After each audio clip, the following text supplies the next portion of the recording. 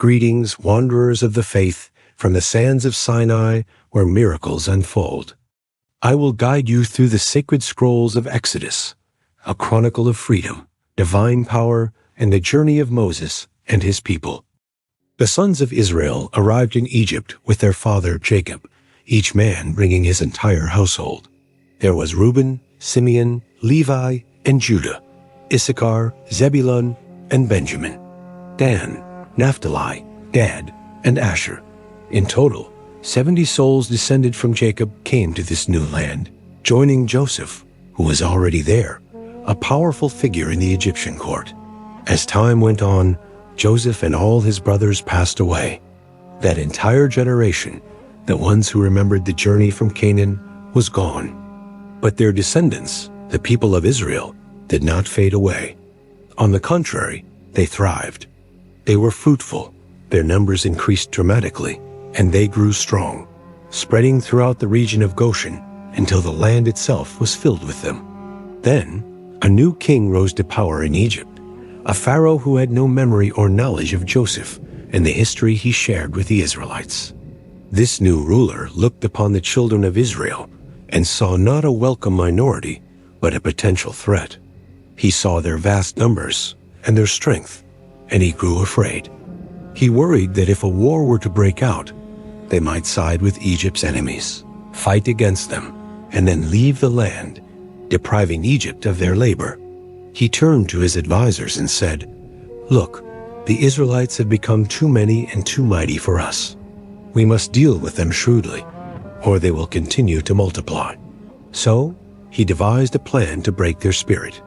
He appointed harsh taskmasters over the Israelites, crushing them with back-breaking labor.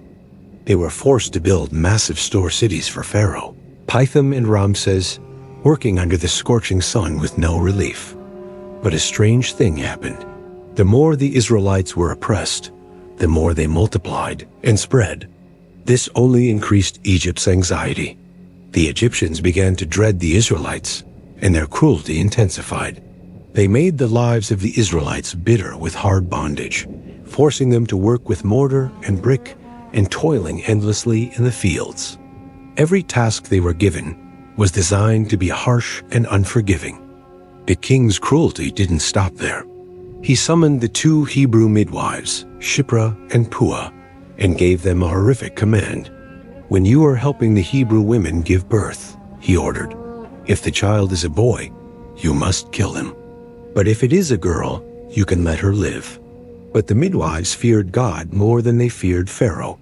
They defied the king's order and secretly let the baby boys live. When Pharaoh questioned them about the growing number of male infants, they came up with a clever excuse. "The Hebrew women are not like the Egyptian women," they explained. "They are vigorous and give birth so quickly that we often don't arrive until after the baby is born." God was pleased with the midwives for their courage and faith. The Israelite population continued to swell, becoming even more powerful. And because the midwives had honored God, he blessed them with families of their own. Furious that his plan had failed, Pharaoh issued a new public decree to all his people. "Every son that is born to the Hebrews," he commanded, "you shall cast into the river Nile, but every daughter you shall let live." It was during this dark and terrifying time that a man from the tribe of Levi married a woman from the same tribe. Soon she conceived and gave birth to a beautiful son. When she saw what a fine and healthy child he was, she couldn't bear to follow Pharaoh's command. She hid him for 3 months, keeping his cries quiet, protecting him from the world. But a growing baby cannot be hidden forever. When she could no longer keep him secret, she came up with a desperate plan. She took a basket made of papyrus reeds and waterproofed it with tar and pitch. Gently, she placed her baby inside, creating a tiny ark. She then carried the basket down to the river Nile and carefully set it among the reeds along the bank, praying it would be safe. The baby's older sister stood watching from a distance, her heart pounding, anxious to see what would happen to her little brother. As fate would have it, Pharaoh's own daughter came down to the river to bathe. She noticed the basket floating among the reeds, and sent her maidservant to retrieve it. When she opened it, she saw the baby. He was crying, and her heart was filled with compassion. "This must be one of the Hebrew children," she said softly. At that moment, the baby's sister bravely approached the princess. "Shall I go and find a nurse for you from among the Hebrew women, so she can nurse the child for you?" she asked. "Yes, go," the princess replied. And so the girl ran and brought her own mother. Pharaoh's daughter said to her, "Take this child and nurse him for me, and I will pay you your wages." And so the mother was paid to nurse her own son. When the child was old enough, his mother brought him back to Pharaoh's daughter, who adopted him as her own. She named him Moses, saying, "Because I drew him out of the water." Years passed, and Moses grew up in the splendor of the Egyptian palace, but he never forgot his true heritage. One day, he went out to see his own people, the Hebrews, and he witnessed their suffering firsthand. He saw an Egyptian mercilessly beating one of his Hebrew kinsmen.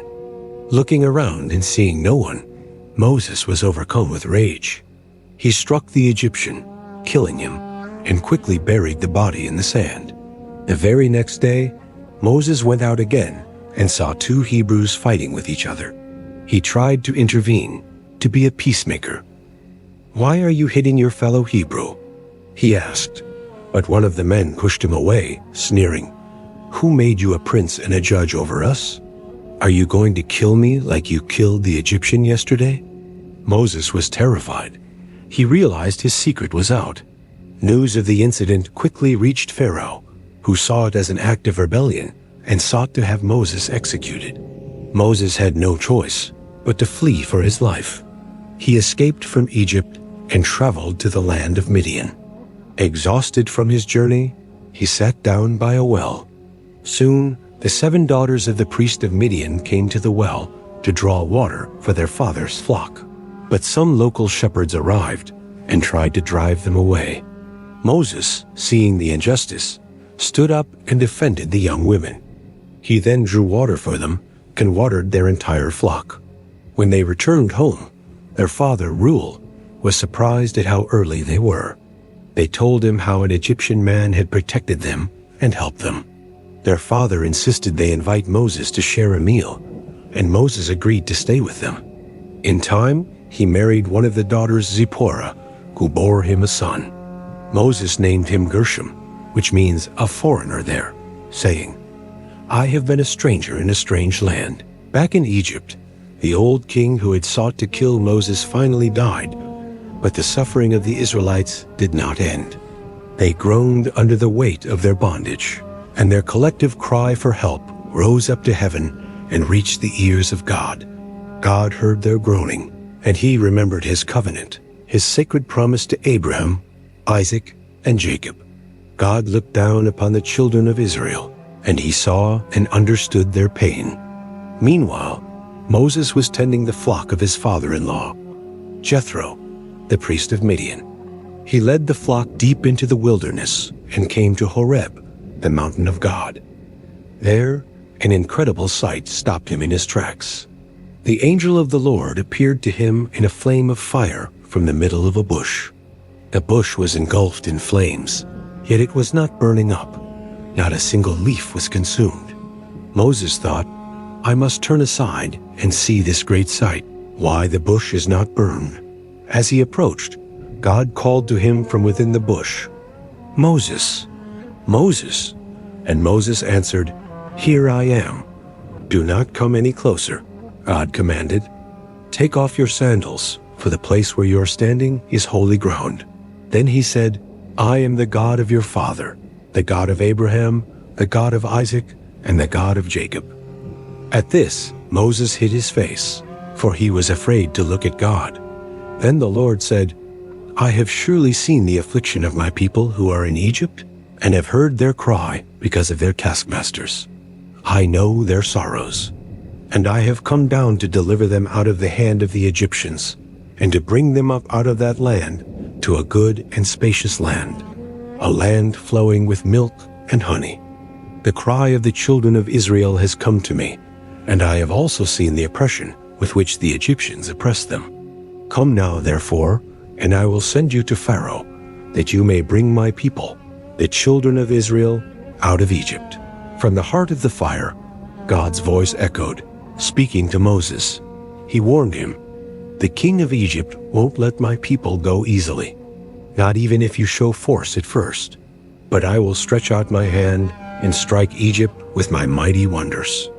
After I have done these things, he will finally let you go." God made a promise that day. He said that when the Israelites left, they wouldn't leave empty-handed.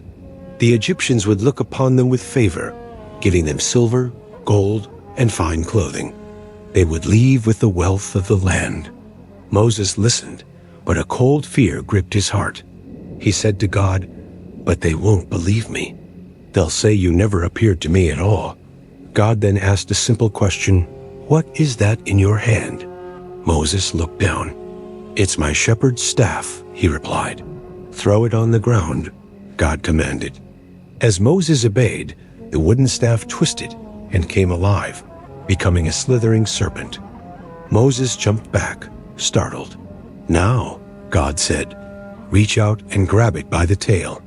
Hesitantly, Moses did as he was told. The moment his fingers touched the serpent, it became a staff in his hand once more. God explained, "This sign will help them believe that the God of their fathers, the God of Abraham, Isaac, and Jacob, has truly appeared to you." Then God gave him a second sign.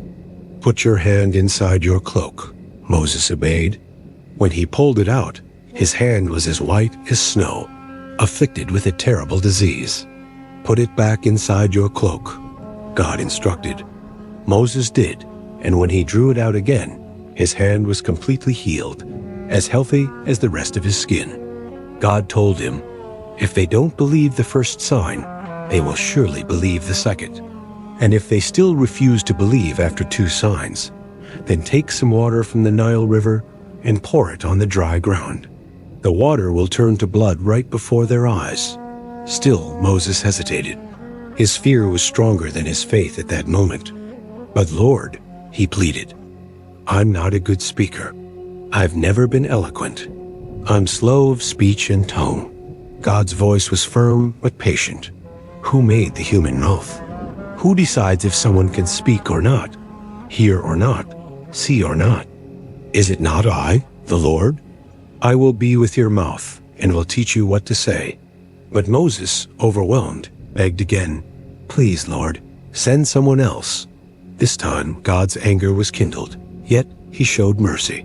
He told Moses, "Your brother, Aaron, is already on his way to meet you. He speaks very well. You will tell him what I say, and he will be your spokesman to the people. I will guide both of you." And then God gave him a final command. "Take this staff in your hand. With it, you will perform the signs." So Moses went back to his father-in-law, Jethro. He asked for permission to return to Egypt to see if his family, his people, were still alive. Jethro blessed him, saying, "Go in peace." On the way, God spoke to Moses again, reassuring him that it was safe to return. The men who had wanted him dead were now gone. So Moses put his wife and his sons on a donkey and started the long journey back to Egypt. In his hand, he carried the very staff of God. God warned him, "Pharaoh's heart will be hardened. He will refuse to let the people go, even after he sees the wonders. You are to tell him this. Israel is my firstborn son. If you refuse to let my son go, I will bring judgment upon your own firstborn."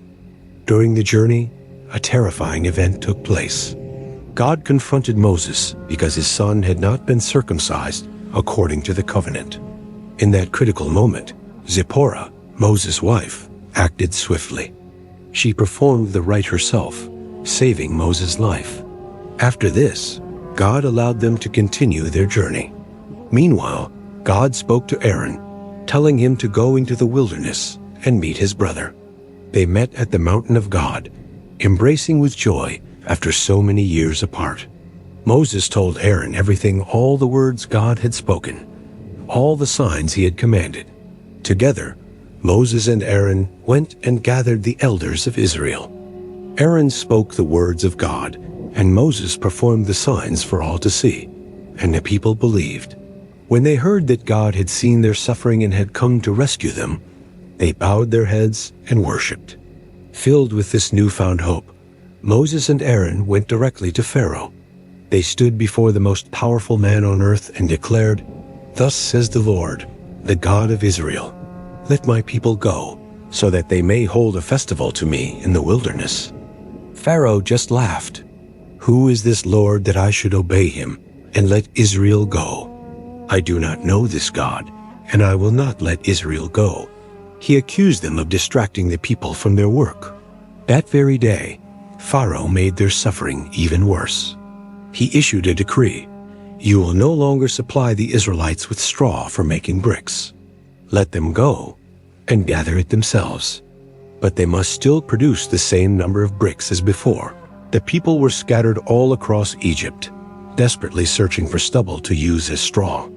The work became impossible. When the daily quotas weren't met, the Israelite foremen were brutally beaten by the Egyptian slave drivers. The desperate foremen went to Pharaoh themselves, pleading for mercy. But he was ruthless. "You are lazy. That's why you're crying out. Let us go and sacrifice to our God." He sent them away with no hope. Broken and afraid, they met Moses and Aaron as they were leaving the palace.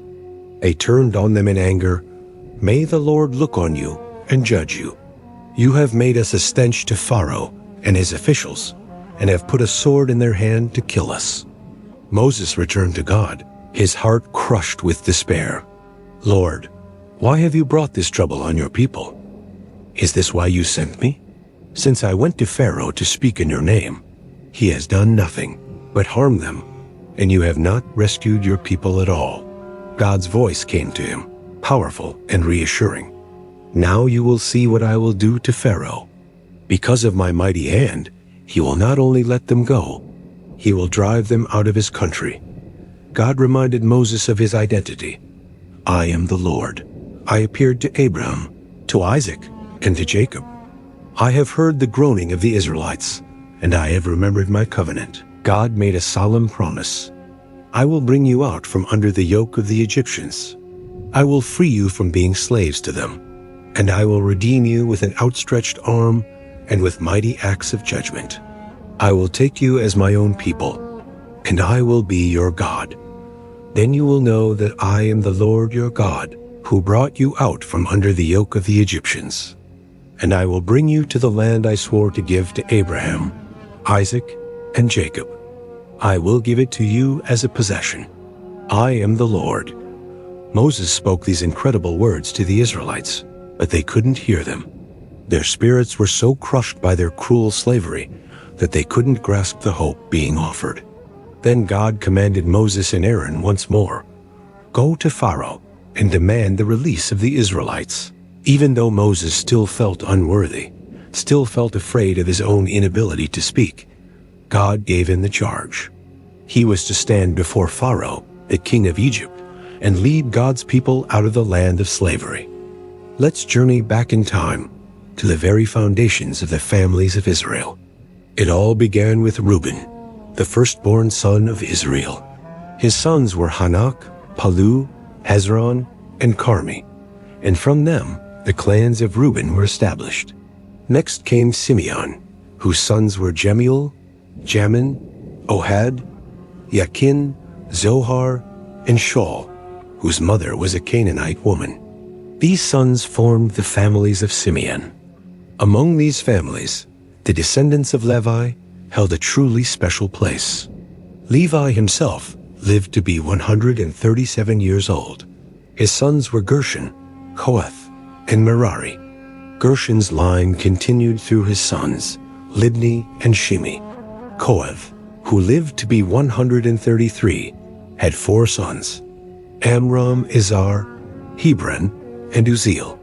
And Merari's sons were Mahali and Mushi. Now, let's focus on Kohath's line, because this is where our story takes a pivotal turn. His son, Amram, married his relative, a woman named Jochebed. Together, They had two sons who would change the course of history, Aaron and Moses. Amram lived a long life, reaching 137 years. Amram's brother Izhar had sons named Korah, Nepheg, and Zikri, and his other brother Uzziel had sons named Mishal, Elzaphan, and Zithri. Aaron, the elder brother, married a woman named Elisheba. She was the daughter of Amminadab and the sister of Nahshon. She and Aaron had 4 sons, Nadab, Abihu, Eleazar, and Ithamar. Later on, Eleazar would marry one of the daughters of Putiel, and they would have a son named Phinehas. These men were the heads of the great families of Levi. And so we come to the 2 central figures, Moses and Aaron. These were the very men to whom the Lord spoke, giving them a monumental task: bring the children of Israel out of Egypt. It was Moses and Aaron who stood bravely before the mighty Pharaoh, the king of Egypt, to demand freedom for their people. One day, while still in Egypt, the Lord spoke again to Moses. He gave him a direct command: "Go to Pharaoh and tell him everything I command you." But Moses was filled with doubt. He protested to the Lord, saying he was not an eloquent speaker. "How will Pharaoh ever listen to me?" he wondered. But the Lord's answer was powerful and reassuring. He told Moses, "I have made you like God to Pharaoh, and your brother Aaron will be your prophet." The plan was set. Moses would receive the divine words directly from God, and Aaron, his brother, would be the voice that spoke them aloud to the king of Egypt. God also foretold what would happen next. He declared that he would harden Pharaoh's heart. This wasn't to be cruel, but to create an opportunity. God would multiply his signs and wonders throughout the land of Egypt. Through these mighty acts of judgment, God would bring his people out, and in doing so, all of Egypt would come to understand that he alone is the Lord. Moses and Aaron, filled with faith and purpose, obeyed every single thing the Lord commanded them. At this momentous time in their lives, Moses was 80 years old, and his brother Aaron was 83. The Lord then gave Moses and Aaron specific instructions for their first confrontation. He said that when Pharaoh inevitably demanded they perform a miracle to prove their authority, Aaron was to throw down his staff. Before the king's very eyes, it would transform into a serpent. And so, Moses and Aaron went before Pharaoh. They did exactly as the Lord had commanded. Aaron cast his staff down on the ground, and in an instant, it became a writhing serpent right there in front of Pharaoh and all his officials. Pharaoh, however, was not easily impressed. He immediately summoned his own wise men and sorcerers. Using their secret arts and enchantments, they also managed to turn their staffs into serpents. But then, something incredible happened. Aaron's staff, the one transformed by the power of God, moved and swallowed up all of their staffs. Despite this clear display of superior power, Pharaoh's heart remained hard. He refused to listen to Moses and Aaron, just as the Lord had predicted. The Lord then spoke to Moses again, saying that Pharaoh's heart was stubborn, and he still refused to let the people go. He gave Moses a new command. In the morning, he said, "Go down to the Nile River. Pharaoh will be there. Stand on the riverbank and wait for him, and be sure to hold the staff that turned into a serpent." The Lord laid out the message Moses was to deliver. "Tell Pharaoh that the Lord, the God of the Hebrews, has sent you with a message he has so far ignored. Let my people go, so they may worship me in the wilderness. Now, through this, you will finally know that I am the Lord." The sign was to be dramatic and undeniable. God instructed Moses to tell Aaron to strike the waters of the Nile with his staff.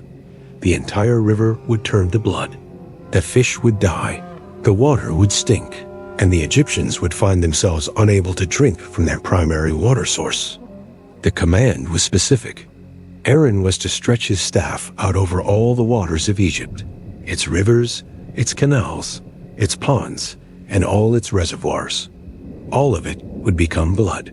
Even the water stored in jars of wood and stone throughout the land would not be spared.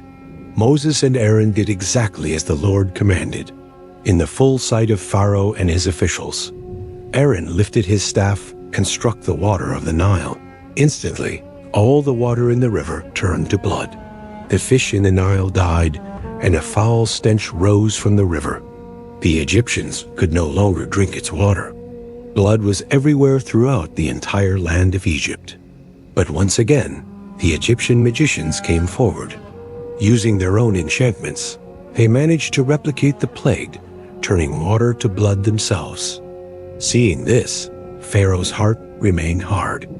He turned his back on Moses and Aaron, went back into his palace, and paid no attention to their message or the plague upon his land. All across Egypt, the people were in a panic. They began digging along the banks of the Nile, desperately searching for clean, drinkable water. 7 full days passed after the Lord had struck the river. The plague of blood continued. The suffering was immense, and still, Pharaoh would not let the people go. The Lord spoke to Moses, saying, "Go to Pharaoh and tell him this. This is what the Lord says. Let my people go, so they can worship me. If you refuse to let them go, I will strike your entire territory with frogs. The Nile River will teem with frogs. They will come up into your palace, into your bedroom, and onto your bed, into the houses of your officials and on your people, and into your ovens and kneading troughs. The frogs will come up on you and your people and all your officials." Then the Lord said to Moses, "Tell Aaron, stretch out your hand with your staff over the streams and canals and ponds, and cause frogs to come up on the land of Egypt." So Aaron stretched out his hand over the waters of Egypt, and the frogs came up and covered the land. But the magicians did the same things by their secret arts. They also made frogs come up on the land of Egypt. Pharaoh summoned Moses and Aaron and said, "Pray to the Lord to take the frogs away from me and my people, and I will let your people go to offer sacrifices to the Lord." Moses said to Pharaoh, "I leave to you the honor of setting the time for me to pray for you and your officials and your people that the frogs be destroyed and left only in the Nile." "Do it tomorrow," Pharaoh answered. Moses replied, "It will be as you say, so that you may know there is no one like the Lord our God.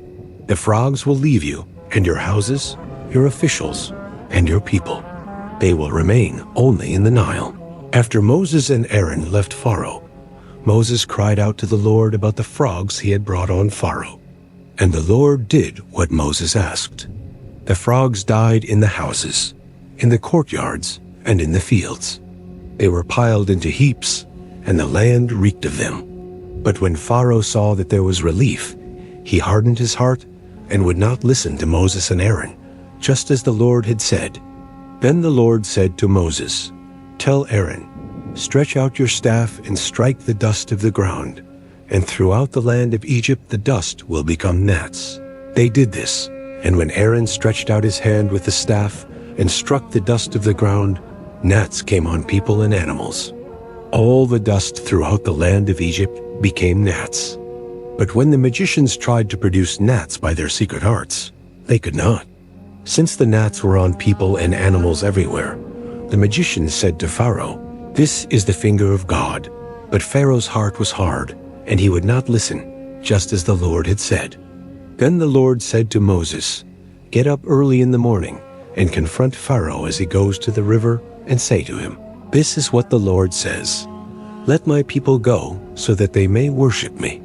If you do not let my people go, I will send swarms of flies on you and your officials, on your people, and into your houses. The houses of the Egyptians will be full of flies. Even the ground will be covered with them. But on that day, I will deal differently with the land of Goshen, where my people live. No swarms of flies will be there, so that you will know that I, the Lord, am in this land. I will make a distinction between my people and your people. This sign will occur tomorrow." And the Lord did this. Dense swarms of flies poured into Pharaoh's palace and into the houses of his officials. Throughout Egypt, the land was ruined by the flies. Then Pharaoh summoned Moses and Aaron and said, "Go, sacrifice to your God here in the land." But Moses said, That would not be right. The sacrifices we offer the Lord our God would be detestable to the Egyptians. And if we offer sacrifices that are detestable in their eyes, will they not stone us? We must take a 3-day journey into the wilderness to offer sacrifices to the Lord our God, as he commands us. Pharaoh said, I will let you go to offer sacrifices to the Lord your God in the wilderness, but you must not go very far. Now pray for me. Moses answered, As soon as I leave you, I will pray to the Lord, and tomorrow the flies will leave Pharaoh and his officials and his people. Only let Pharaoh be sure that he does not act deceitfully again by not letting the people go to offer sacrifices to the Lord. Then Moses left Pharaoh and prayed to the Lord, and the Lord did what Moses asked. The flies left Pharaoh and his officials and his people. Not a fly remained. But this time, also Pharaoh hardened his heart and would not let the people go. Then the Lord said to Moses, Go to Pharaoh and say to him, This is what the Lord, the God of the Hebrews, says, Let my people go, so that they may worship me. If you refuse to let them go and continue to hold them back, the hand of the Lord will bring a terrible plague on your livestock in the field, on your horses, donkeys, and camels, and on your cattle, sheep, and goats. But the Lord will make a distinction between the livestock of Israel and that of Egypt, so that no animal belonging to the Israelites will die. The Lord set a time and said, Tomorrow the Lord will do this in the land. And the next day the Lord did it. All the livestock of the Egyptians died, but not one animal belonging to the Israelites died. Pharaoh investigated and found that not even one of the animals of the Israelites had died. Yet his heart was unyielding, and he would not let the people go. Then the Lord said to Moses and Aaron, Take handfuls of soot from a furnace and have Moses toss it into the air in the presence of Pharaoh. It will become fine dust over the whole land of Egypt, and festering boils will break out on people and animals throughout the land. So they took soot from a furnace and stood before Pharaoh. Moses tossed it into the air, and festering boils broke out on people and animals. The magicians could not stand before Moses because of the boils that were on them and on all the Egyptians. But the Lord hardened Pharaoh's heart, and he would not listen to Moses and Aaron, just as the Lord had said to Moses.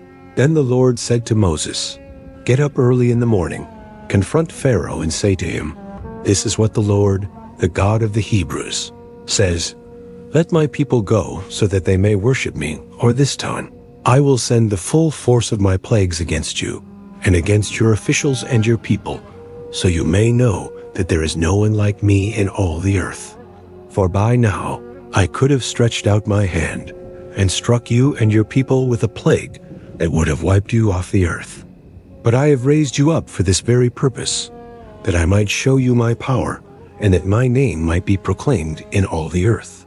You still set yourself against my people and will not let them go. Therefore, at this time tomorrow, I will send the worst hailstorm that has ever fallen on Egypt, from the day it was founded till now.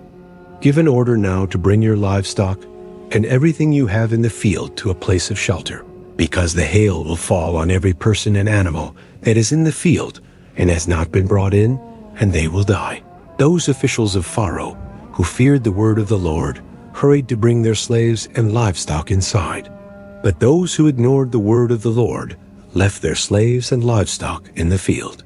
Then the Lord said to Moses, Stretch out your hand toward the sky, so that hail will fall all over Egypt, on people and animals, and on everything growing in the fields of Egypt.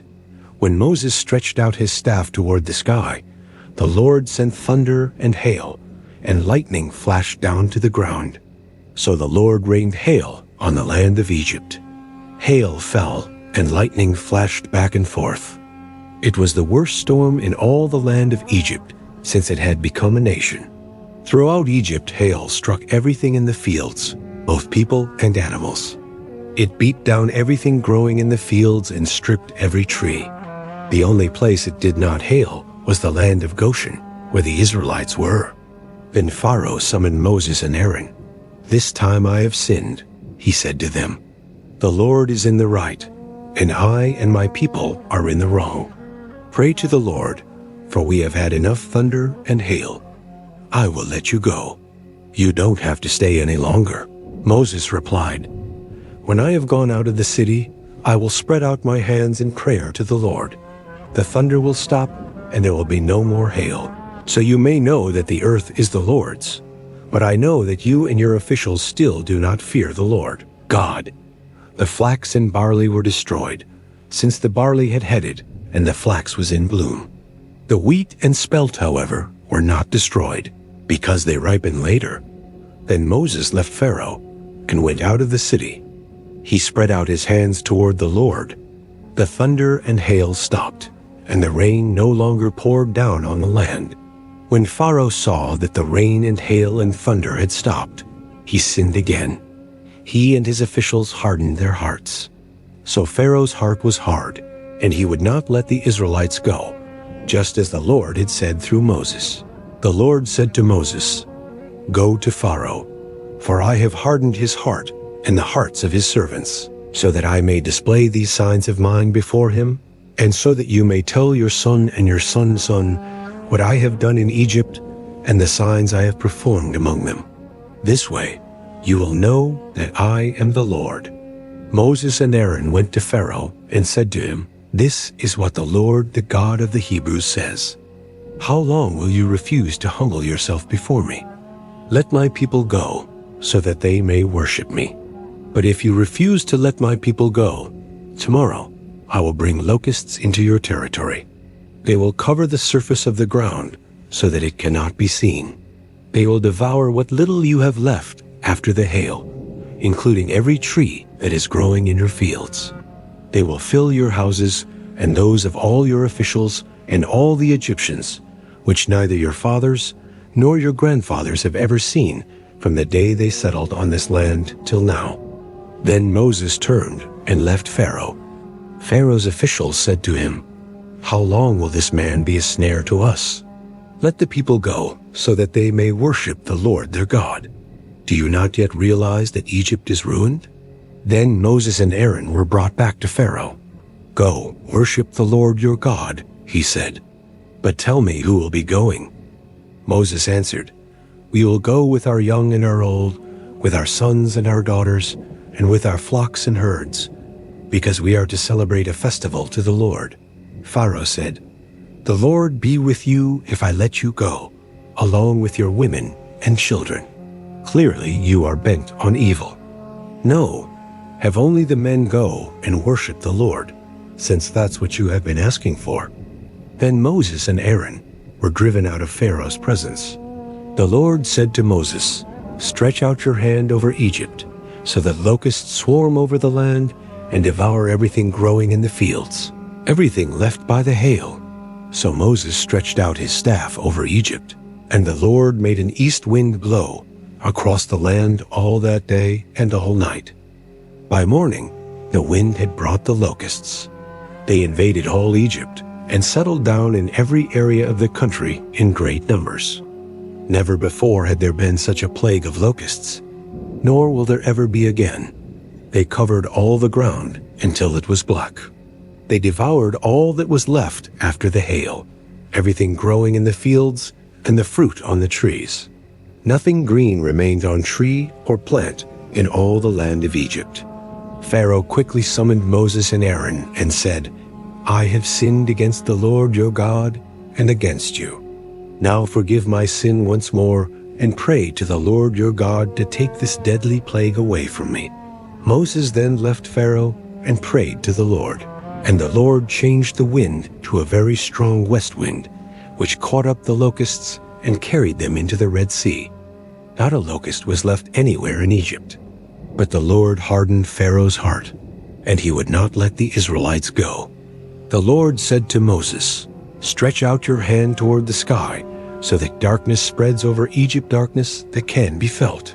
So Moses stretched out his hand toward the sky, and total darkness covered all Egypt for 3 days. No one could see anyone else or move about for 3 days. Yet all the Israelites had light in the places where they lived.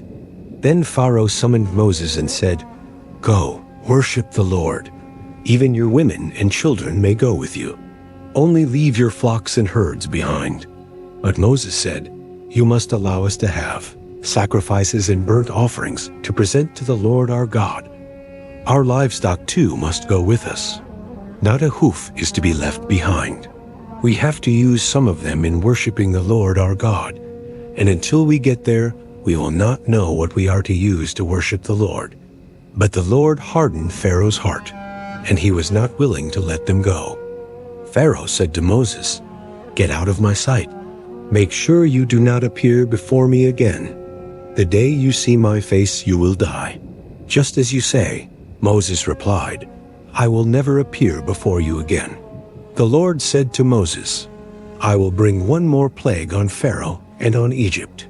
After that, he will let you go from here, and when he does, he will drive you out completely.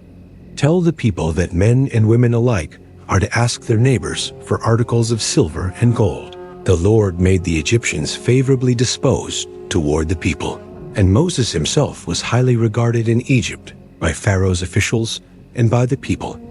So Moses said, "This is what the Lord says. About midnight I will go throughout Egypt. Every firstborn son in Egypt will die from the firstborn son of Pharaoh, who sits on the throne, to the firstborn son of the female slave, who is at her hand mill, and all the firstborn of the cattle as well. There will be loud wailing throughout Egypt, worse than there has ever been or ever will be again. But among the Israelites, not even a dog will bark at any person or animal. Then you will know that the Lord makes a distinction between Egypt and Israel. All these officials of yours will come to me, bowing down before me and saying, 'Go, you and all the people who follow you.' After that I will leave." Then Moses, hot with anger, left Pharaoh. The Lord had said to Moses, "Pharaoh will refuse to listen to you, so that my wonders may be multiplied in Egypt." Moses and Aaron performed all these wonders before Pharaoh, but the Lord hardened Pharaoh's heart, and he would not let the Israelites go out of his country. The Lord said to Moses and Aaron in Egypt, "This month is to be for you the first month of your year. Tell the whole community of Israel that on the 10th day of this month, each man is to take a lamb for his family, one for each household. If any household is too small for a whole lamb, they must share one with their nearest neighbor, having taken into account the number of people there are. You are to determine the amount of lamb needed in accordance with what each person will eat. The animals you choose must be year-old males without defect, and you may take them from the sheep or the goats. Take care of them until the 14th day of the month, when all the members of the community of Israel must slaughter them at twilight. Then they are to take some of the blood and put it on the sides and tops of the door frames of the houses where they eat the lambs. That same night they are to eat the meat roasted over the fire, along with bitter herbs and bread made without yeast. Do not eat the meat raw or boiled in water, but roast it over a fire with the head, legs, and internal organs. Do not leave any of it till morning. If some is left till morning, you must burn it. This is how you are to eat it: with your cloak tucked into your belt, your sandals on your feet, and your staff in your hand. Eat it in haste. It is the Lord's Passover. On that same night, I will pass through Egypt and strike down every firstborn of both people and animals, and I will bring judgment on all the gods of Egypt. I am the Lord. The blood will be a sign for you on the houses where you are, and when I see the blood, I will pass over you. No destructive plague will touch you when I strike Egypt. This is a day you are to commemorate. For the generations to come you shall celebrate it as a festival to the Lord, a lasting ordinance. For 7 days you are to eat bread made without yeast. On the first day remove the yeast from your houses. For whoever eats anything with yeast in it from the first day through the 7th must be cut off from Israel. On the first day hold a sacred assembly, and another one on the 7th day. Do no work at all on these days, except to prepare food for everyone to eat. That is all you may do. Celebrate the festival of unleavened bread, because it was on this very day that I brought your divisions out of Egypt. Celebrate this day as a lasting ordinance for the generations to come. In the first month, you are to eat bread made without yeast, from the evening of the 14th day until the evening of the 21st day. For 7 days no yeast is to be found in your houses. And anyone, whether foreigner or native-born, who eats anything with yeast in it, must be cut off from the community of Israel. Eat nothing made with yeast. Wherever you live, you must eat unleavened bread.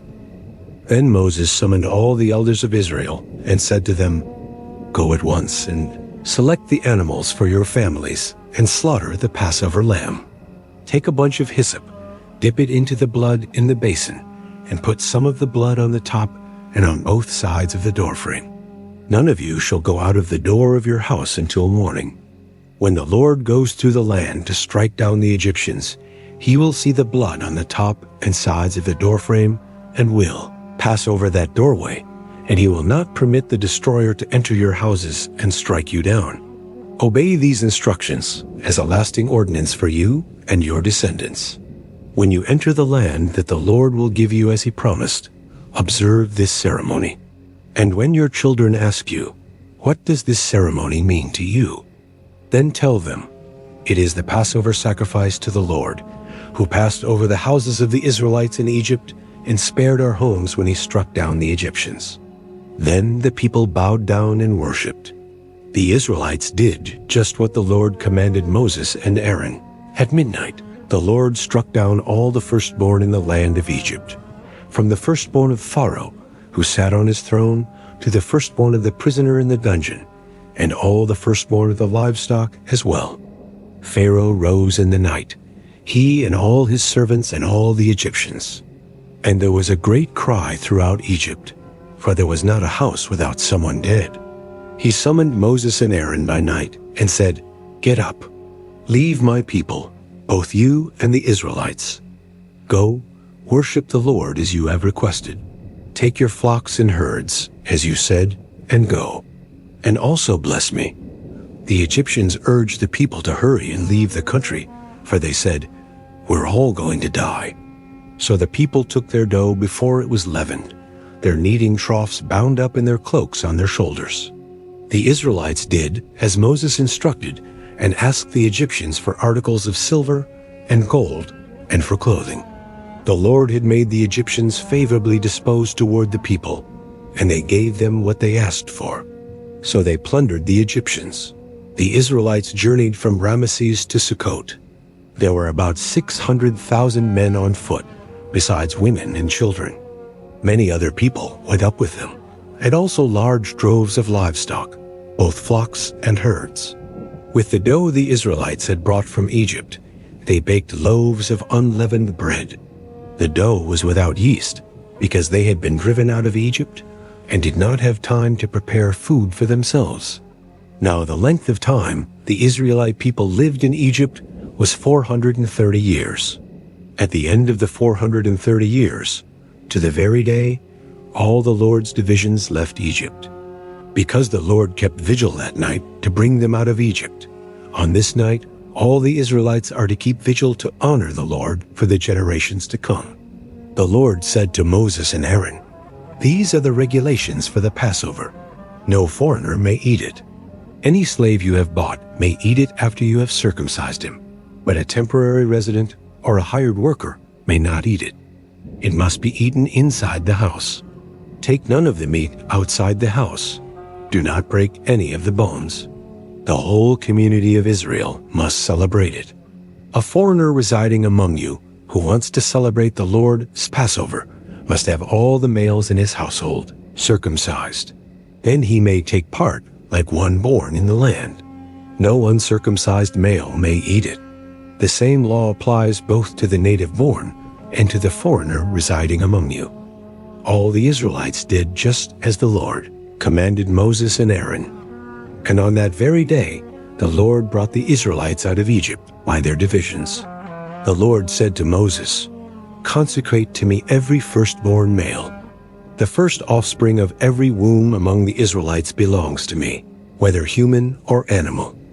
Then Moses said to the people, "Commemorate this day, the day you came out of Egypt.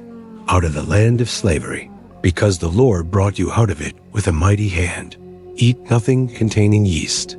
Today, in the month of Aviv, you are leaving. When the Lord brings you into the land of the Canaanites, Hittites, Amorites, Hivites, and Jebusites, the land he swore to your ancestors to give you, a land flowing with milk and honey, you are to observe this ceremony in this month. For 7 days eat bread made without yeast, and on the 7th day hold a festival to the Lord. Eat unleavened bread during those 7 days. Nothing with yeast in it is to be seen among you, nor shall any yeast be seen anywhere within your borders. On that day tell your son, I do this because of what the Lord did for me when I came out of Egypt. This observance will be for you like a sign on your hand and a reminder on your forehead that this law of the Lord is to be on your lips. For the Lord brought you out of Egypt with his mighty hand. You must keep this ordinance at the appointed time year after year. After the Lord brings you into the land of the Canaanites and gives it to you as he promised on oath to you and your ancestors, you are to give over to the Lord the first offspring of every womb. All the firstborn males of your livestock belong to the Lord. Redeem with a lamb every firstborn donkey, but if you do not redeem it, break its neck. Redeem every firstborn among your sons. In days to come, when your son asks you, what does this mean? Say to him, with a mighty hand the Lord brought us out of Egypt, out of the land of slavery. When Pharaoh stubbornly refused to let us go, the Lord killed the firstborn of both people and animals in Egypt. This is why I sacrificed to the Lord the first male offspring of every womb and redeem each of my firstborn sons.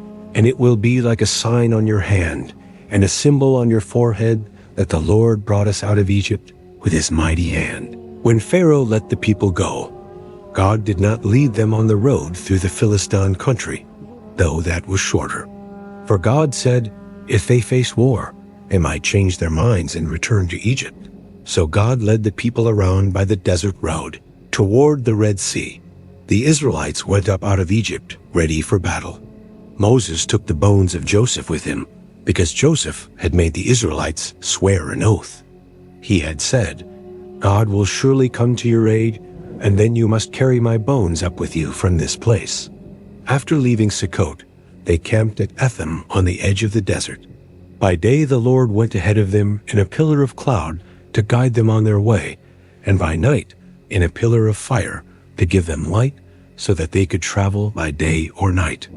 Neither the pillar of cloud by day nor the pillar of fire by night left its place in front of the people. Then the Lord said to Moses, tell the Israelites to turn back and encamp near Pi-hahiroth, between Migdol and the sea. They are to encamp by the sea, directly opposite Baal-zephon. Pharaoh will think the Israelites are wandering around the land in confusion, hemmed in by the desert. And I will harden Pharaoh's heart, and he will pursue them. But I will gain glory for myself through Pharaoh and all his army, and the Egyptians will know that I am the Lord. So the Israelites did this. When the king of Egypt was told that the people had fled, Pharaoh and his officials changed their minds about them and said, what have we done? We have let the Israelites go and have lost their services. So he had his chariot made ready and took his army with him. He took 600 of the best chariots, along with all the other chariots of Egypt, with officers over all of them. The Lord hardened the heart of Pharaoh, king of Egypt, so that he pursued the Israelites, who were marching out boldly. The Egyptians, all Pharaoh's horses and chariots, horsemen and troops, pursued the Israelites and overtook them as they camped by the sea near Pi-hahiroth, opposite Baal-zephon. As Pharaoh approached, the Israelites looked up, and there were the Egyptians marching after them. They were terrified and cried out to the Lord. They said to Moses, was it because there were no graves in Egypt that you brought us to the desert to die? What have you done to us by bringing us out of Egypt? Didn't we say to you in Egypt, leave us alone? Let us serve the Egyptians? It would have been better for us to serve the Egyptians than to die in the desert. Moses answered the people, do not be afraid. Stand firm and you will see the deliverance the Lord will bring you today. The Egyptians you see today, you will never see again. The Lord will fight for you.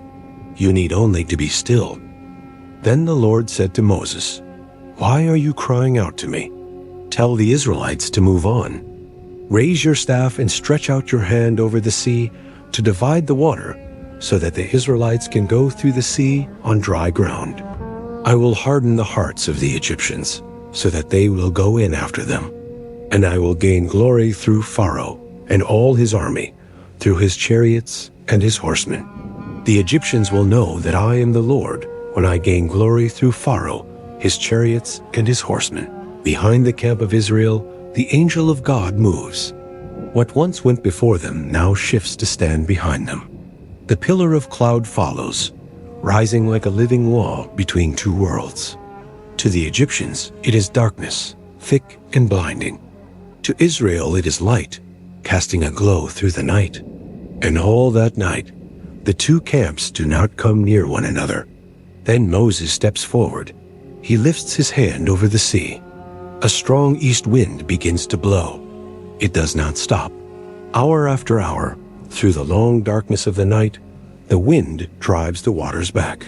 The sea withdraws, opening a path where none had ever been. The ground beneath is dry. The waters rise and stand, held in place, forming walls on the right and on the left. The people of Israel move forward. Men, women, children, an entire nation walks into the heart of the sea. They cross not in panic, but in awe. The path holds, the waters do not fall. On both sides, the sea stands firm as they pass through on dry ground. Behind them, Pharaoh does not stop. Pharaoh, ruler of Egypt, hardened by pride and power, drives his army forward. His horses surge ahead, his chariots thunder across the exposed seabed. His captains follow without hesitation. The full force of Egypt enters the sea in pursuit. As morning approaches, the Lord looks down upon the Egyptian army through the pillar of fire and cloud. Confusion breaks out among them. Their chariots begin to fail. Wheels twist and tear away. Horses stumble. Progress becomes struggle. Fear spreads through the ranks. The Egyptians cry out to one another, realizing too late what they face. They say, "Let us flee from Israel, for the Lord fights for them against us." Then the command comes again. The Lord speaks to Moses and tells him to stretch out his hand once more over the sea. Moses obeys.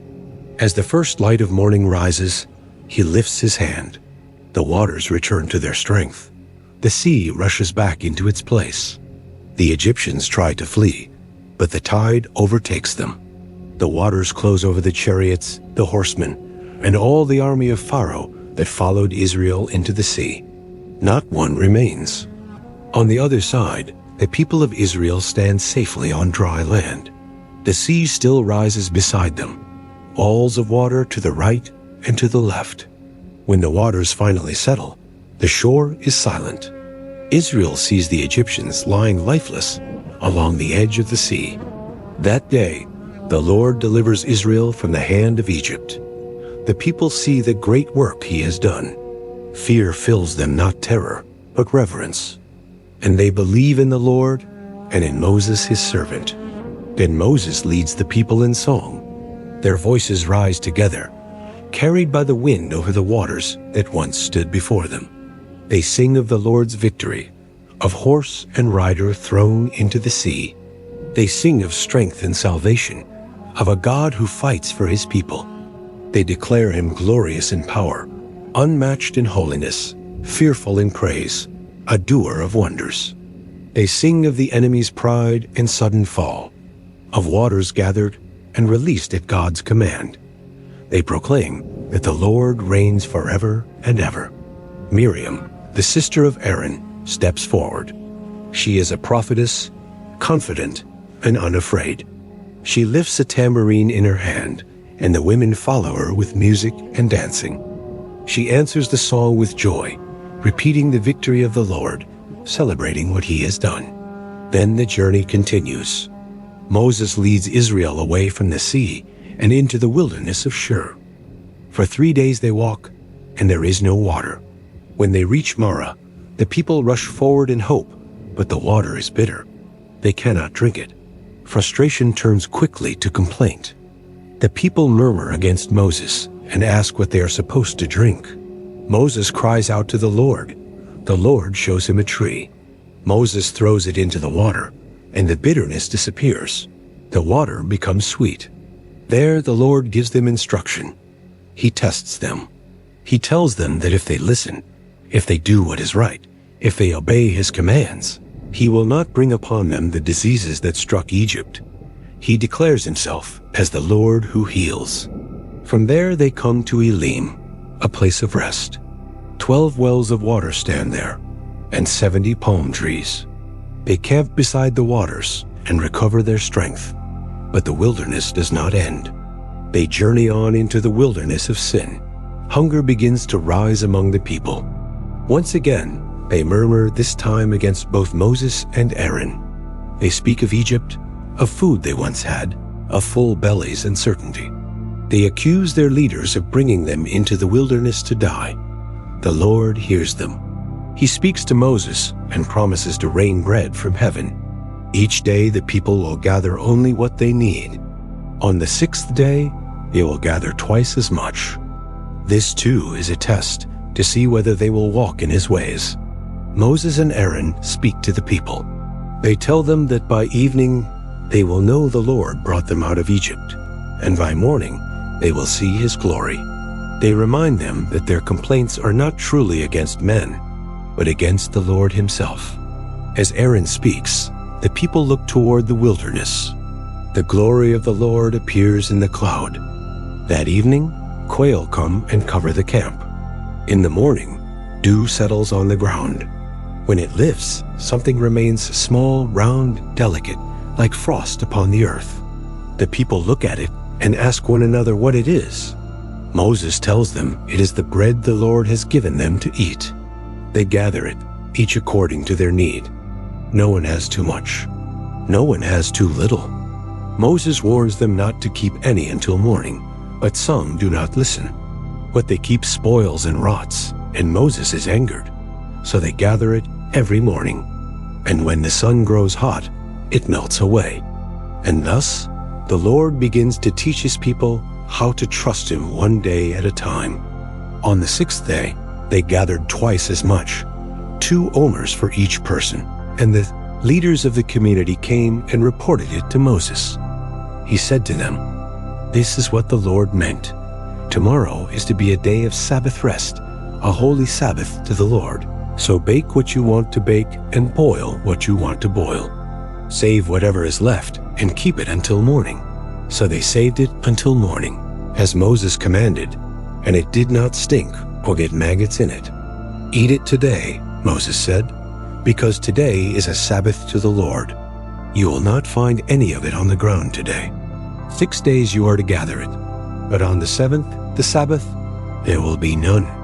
Nevertheless, some of the people went out on the 7th day to gather it, but they found none. Then the Lord said to Moses, "How long will you refuse to keep my commands and my instructions? Bear in mind that the Lord has given you the Sabbath. That is why on the 6th day he gives you bread for 2 days. Everyone is to stay where they are on the 7th day. No one is to go out." So the people rested on the 7th day. The people of Israel called the bread manna. It was white like coriander seed and tasted like wafers made with honey. Moses said, "This is what the Lord has commanded. Take an omer of manna and keep it for the generations to come, so they can see the bread I gave you to eat in the wilderness when I brought you out of Egypt." So Moses said to Aaron, "Take a jar and put an omer of manna in it. Then place it before the Lord to be kept for the generations to come." As the Lord commanded Moses, Aaron put the manna with the tablets of the covenant law so that it might be preserved. The Israelites ate manna 40 years until they came to a land that was settled. They ate manna until they reached the border of Canaan. An omer is 1/10 of an ephah. The whole Israelite community set out from the desert of Sin, traveling from place to place as the Lord commanded. They camped at Rephidim, but there was no water for the people to drink. So they quarreled with Moses and said, "Give us water to drink." Moses replied, "Why do you quarrel with me? Why do you put the Lord to the test?"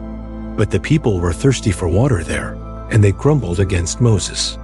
They said, "Why did you bring us up out of Egypt to make us and our children and livestock die of thirst?" Then Moses cried out to the Lord, "What am I to do with these people? They are almost ready to stone me." The Lord answered Moses, "Go out in front of the people.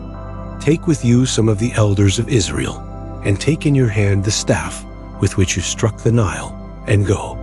I will stand there before you by the rock at Horeb. Strike the rock, and water will come out of it for the people to drink." So Moses did this in the sight of the elders of Israel. And he called the place Massah and Meribah, because the Israelites quarreled, and because they tested the Lord, saying, "Is the Lord among us or not?" The Amalekites came and attacked the Israelites at Rephidim. Moses said to Joshua, "Choose some of our men and go out to fight the Amalekites.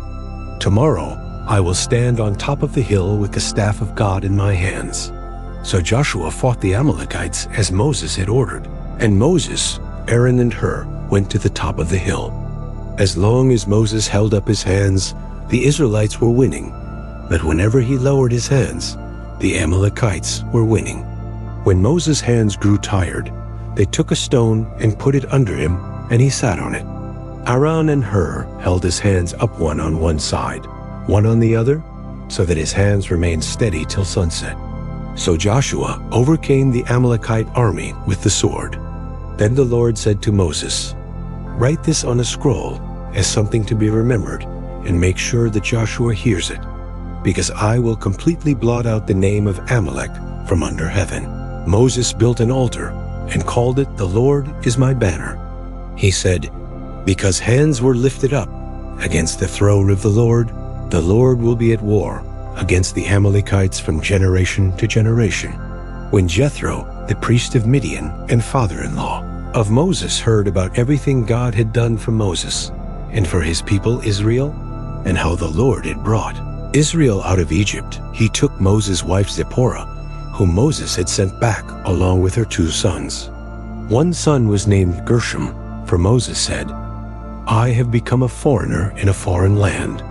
And the other was named Eleazar, for he said, "My father's God was my helper. He saved me from the sword of Pharaoh." Jethro came to Moses in the wilderness, where Moses was camped near the mountain of God, bringing Moses' sons and wife. Jethro had sent word to him, "I, your father-in-law Jethro, am coming to you with your wife and her 2 sons." So Moses went out to meet his father-in-law and bowed down and kissed him. They greeted each other and then went in the tent. Moses told his father-in-law about everything the Lord had done to Pharaoh and the Egyptians for Israel's sake, and about all the hardships they had met along the way, and how the Lord had saved them. Jethro was delighted to hear about all the good things the Lord had done for Israel in rescuing them from the hand of the Egyptians. He said, "Praise be to the Lord, who rescued you from the hand of the Egyptians and of Pharaoh, and who rescued the people from the hand of the Egyptians. Now I know that the Lord is greater than all other gods, for he did this to those who had treated Israel arrogantly." Then Jethro brought a burnt offering and other sacrifices to God, and Aaron came with all the elders of Israel to eat a meal with Moses, father-in-law, in the presence of God. The next day, Moses took his seat to serve as judge for the people, and they stood around him from morning till evening. When his father-in-law saw all that Moses was doing for the people, he said, "What is this you are doing for the people? Why do you alone sit as judge, while all these people stand around you from morning till evening?" Moses answered him, "Because the people come to me to seek God's will. Whenever they have a dispute, it is brought to me, and I decide between the parties and inform them of God's decrees and instructions." Moses' father-in-law replied, "What you are doing is not good.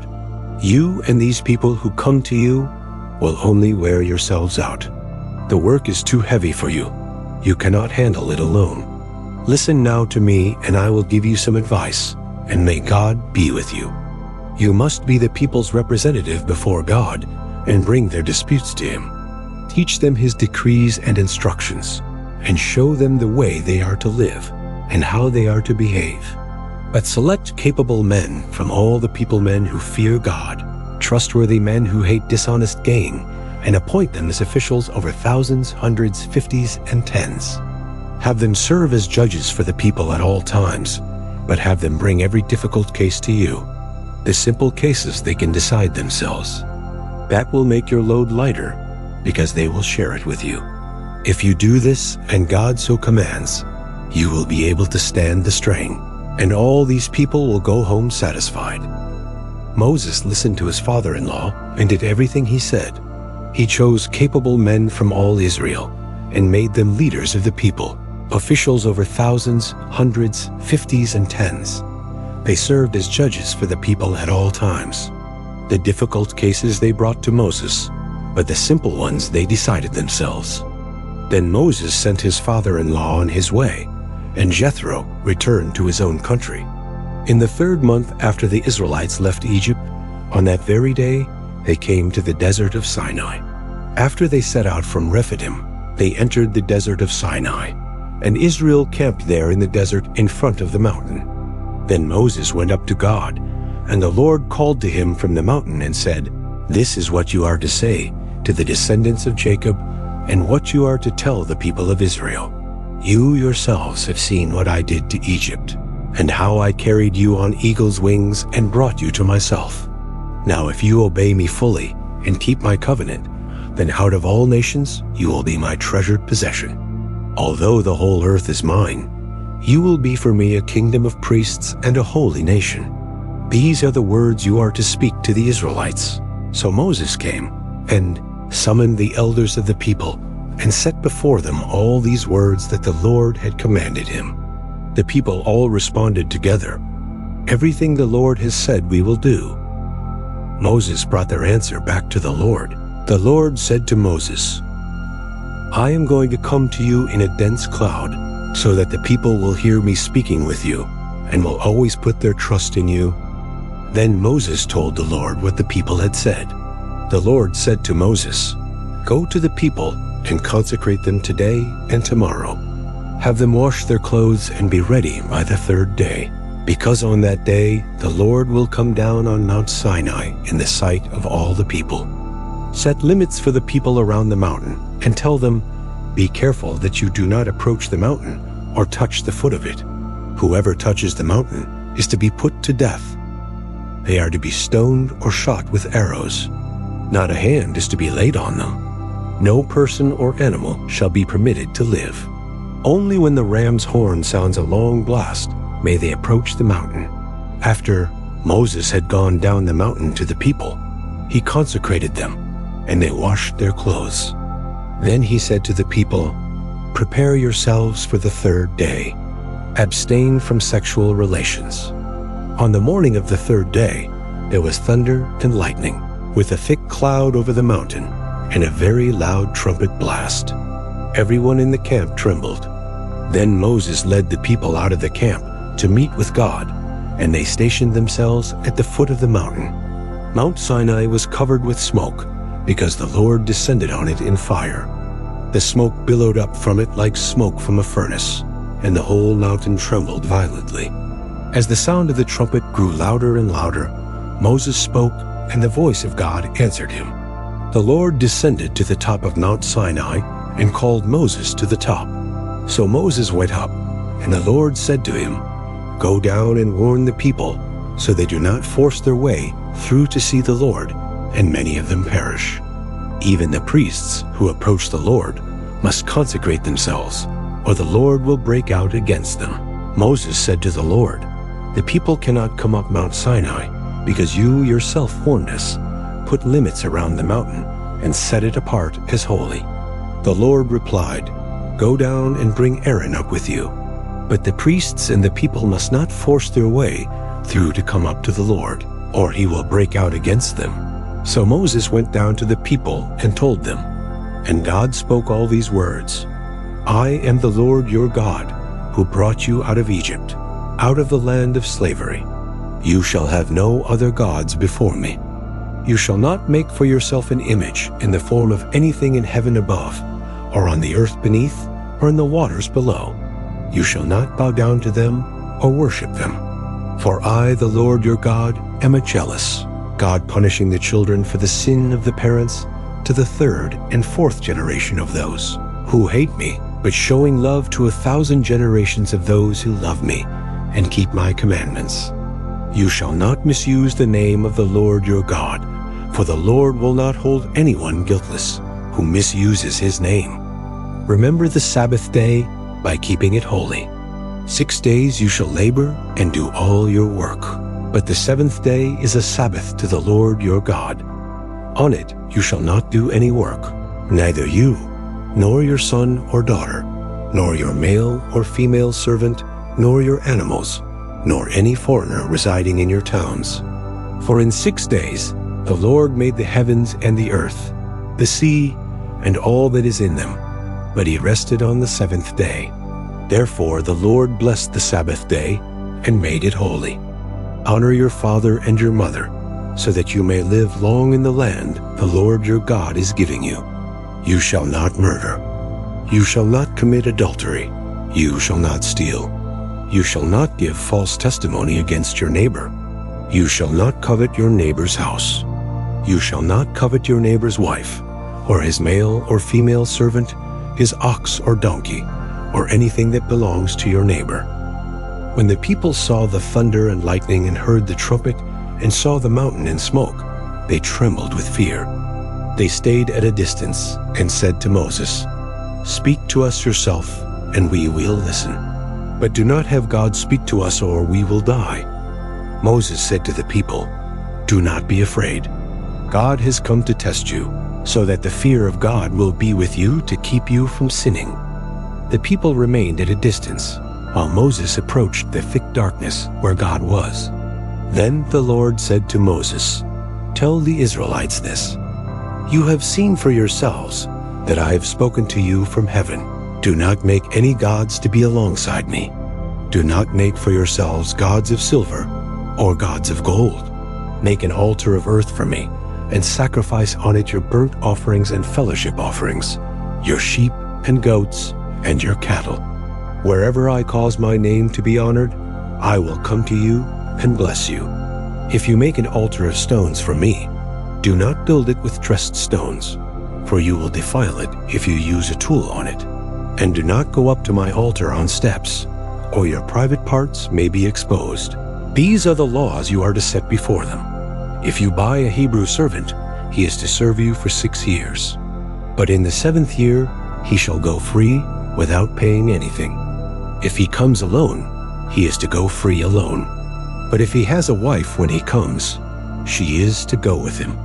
If his master gives him a wife, and she bears him sons or daughters, the woman and her children shall belong to her master, and only the man shall go free. But if the servant declares, "I love my master and my wife and children and do not want to go free," then his master must take him before the judges. He shall take him to the door or the doorpost and pierce his ear with an awl. Then he will be his servant for life.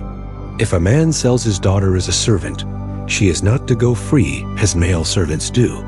If she does not please the master who has selected her for himself, he must let her be redeemed. He has no right to sell her to foreigners, because he has broken faith with her. If he selects her for his son, he must grant her the rights of a daughter. If he marries another woman, he must not deprive the first one of her food, clothing, and marital rights.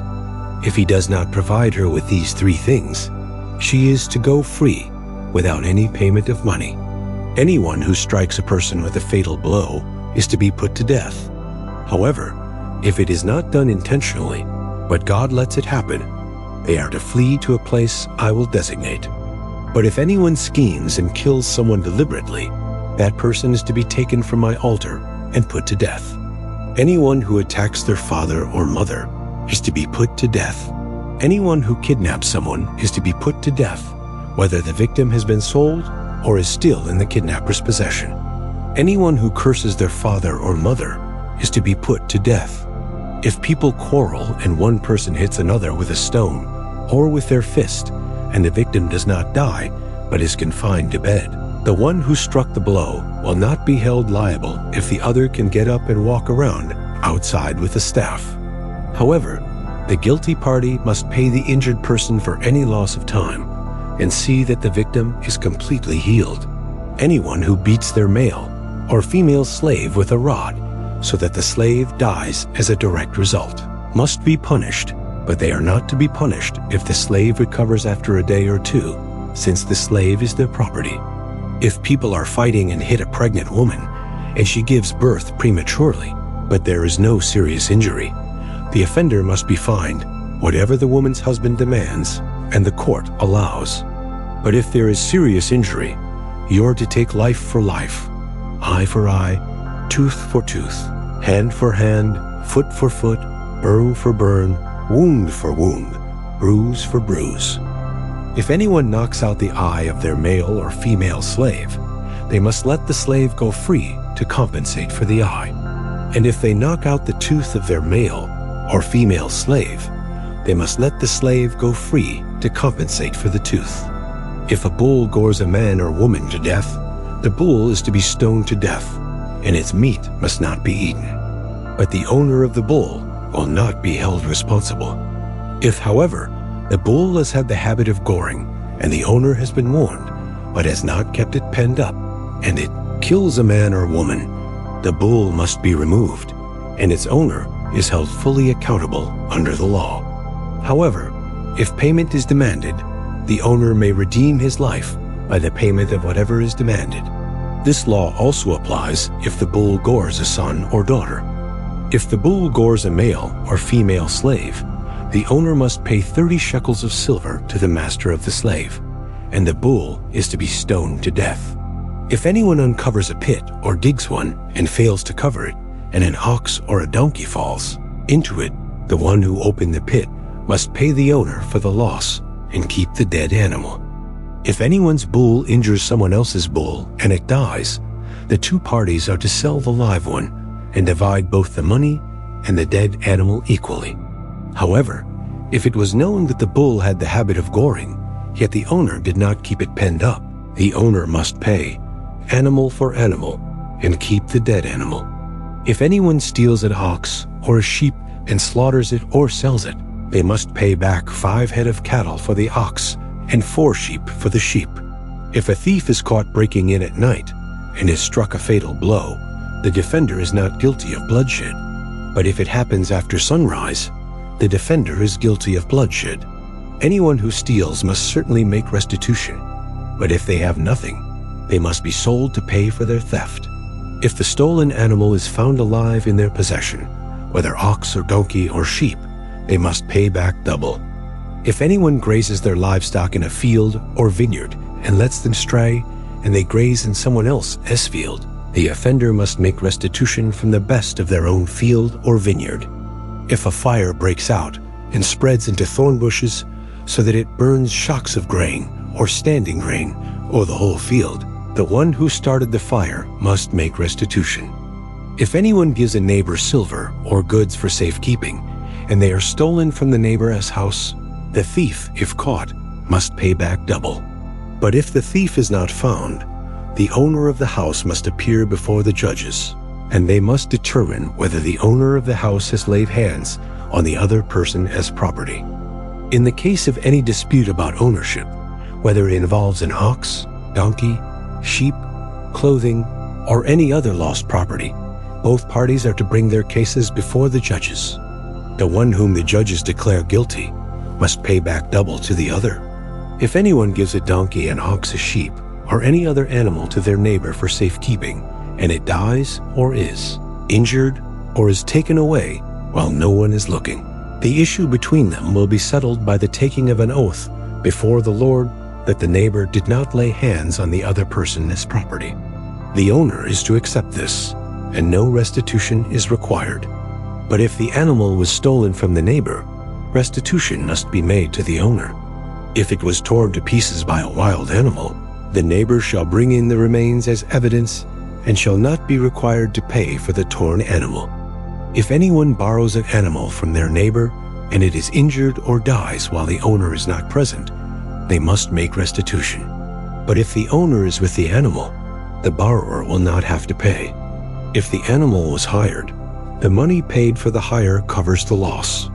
If a man seduces a virgin who is not pledged to be married and sleeps with her, he must pay the bride price, and she shall be his wife. If her father absolutely refuses to give her to him, he must still pay the bride price for virgins. Do not allow a sorceress to live. Anyone who has sexual relations with an animal is to be put to death. Whoever sacrifices to any god other than the Lord must be destroyed. Do not mistreat or oppress a foreigner, for you were foreigners in Egypt. Do not take advantage of the widow or the fatherless. If you do, and they cry out to me, I will certainly hear their cry. My anger will blaze against you, and I will kill you with the sword. Then your wives will become widows, and your children fatherless. If you lend money to one of my people among you who is needy, do not treat it like a business deal. Charge no interest. If you take your neighbor's cloak as a pledge, return it by sunset, because that cloak is the only covering your neighbor has. What else can they sleep in? When they cry out to me, I will hear, for I am compassionate. Do not blaspheme God or curse the ruler of your people. Do not hold back offerings from your granaries or your vats. You must give me the firstborn of your sons. Do the same with your cattle and your sheep. Let them stay with their mothers for 7 days, but give them to me on the 8th day. You are to be my holy people, so do not eat the meat of an animal torn by wild beasts. Throw it to the dogs. Do not spread false reports. Do not help a guilty person by being a malicious witness. Do not follow the crowd in doing wrong. When you give testimony in a lawsuit, do not pervert justice by siding with the crowd, and do not show favoritism to a poor person in a lawsuit. If you come across your enemy's ox or donkey wandering off, be sure to return it. If you see the donkey of someone who hates you fallen down under its load, do not leave it there. Be sure you help them with it. Do not deny justice to your poor people in their lawsuits. Have nothing to do with a false charge, and do not put an innocent or honest person to death, for I will not acquit the guilty. Do not accept a bribe, for a bribe blinds those who see and twists the words of the innocent. Do not oppress a foreigner. You yourselves know how it feels to be foreigners, because you were foreigners in Egypt. For 6 years you are to sow your fields and harvest the crops, but during the 7th year let the land lie unplowed and unused. Then the poor among your people may get food from it, and the wild animals may eat what is left.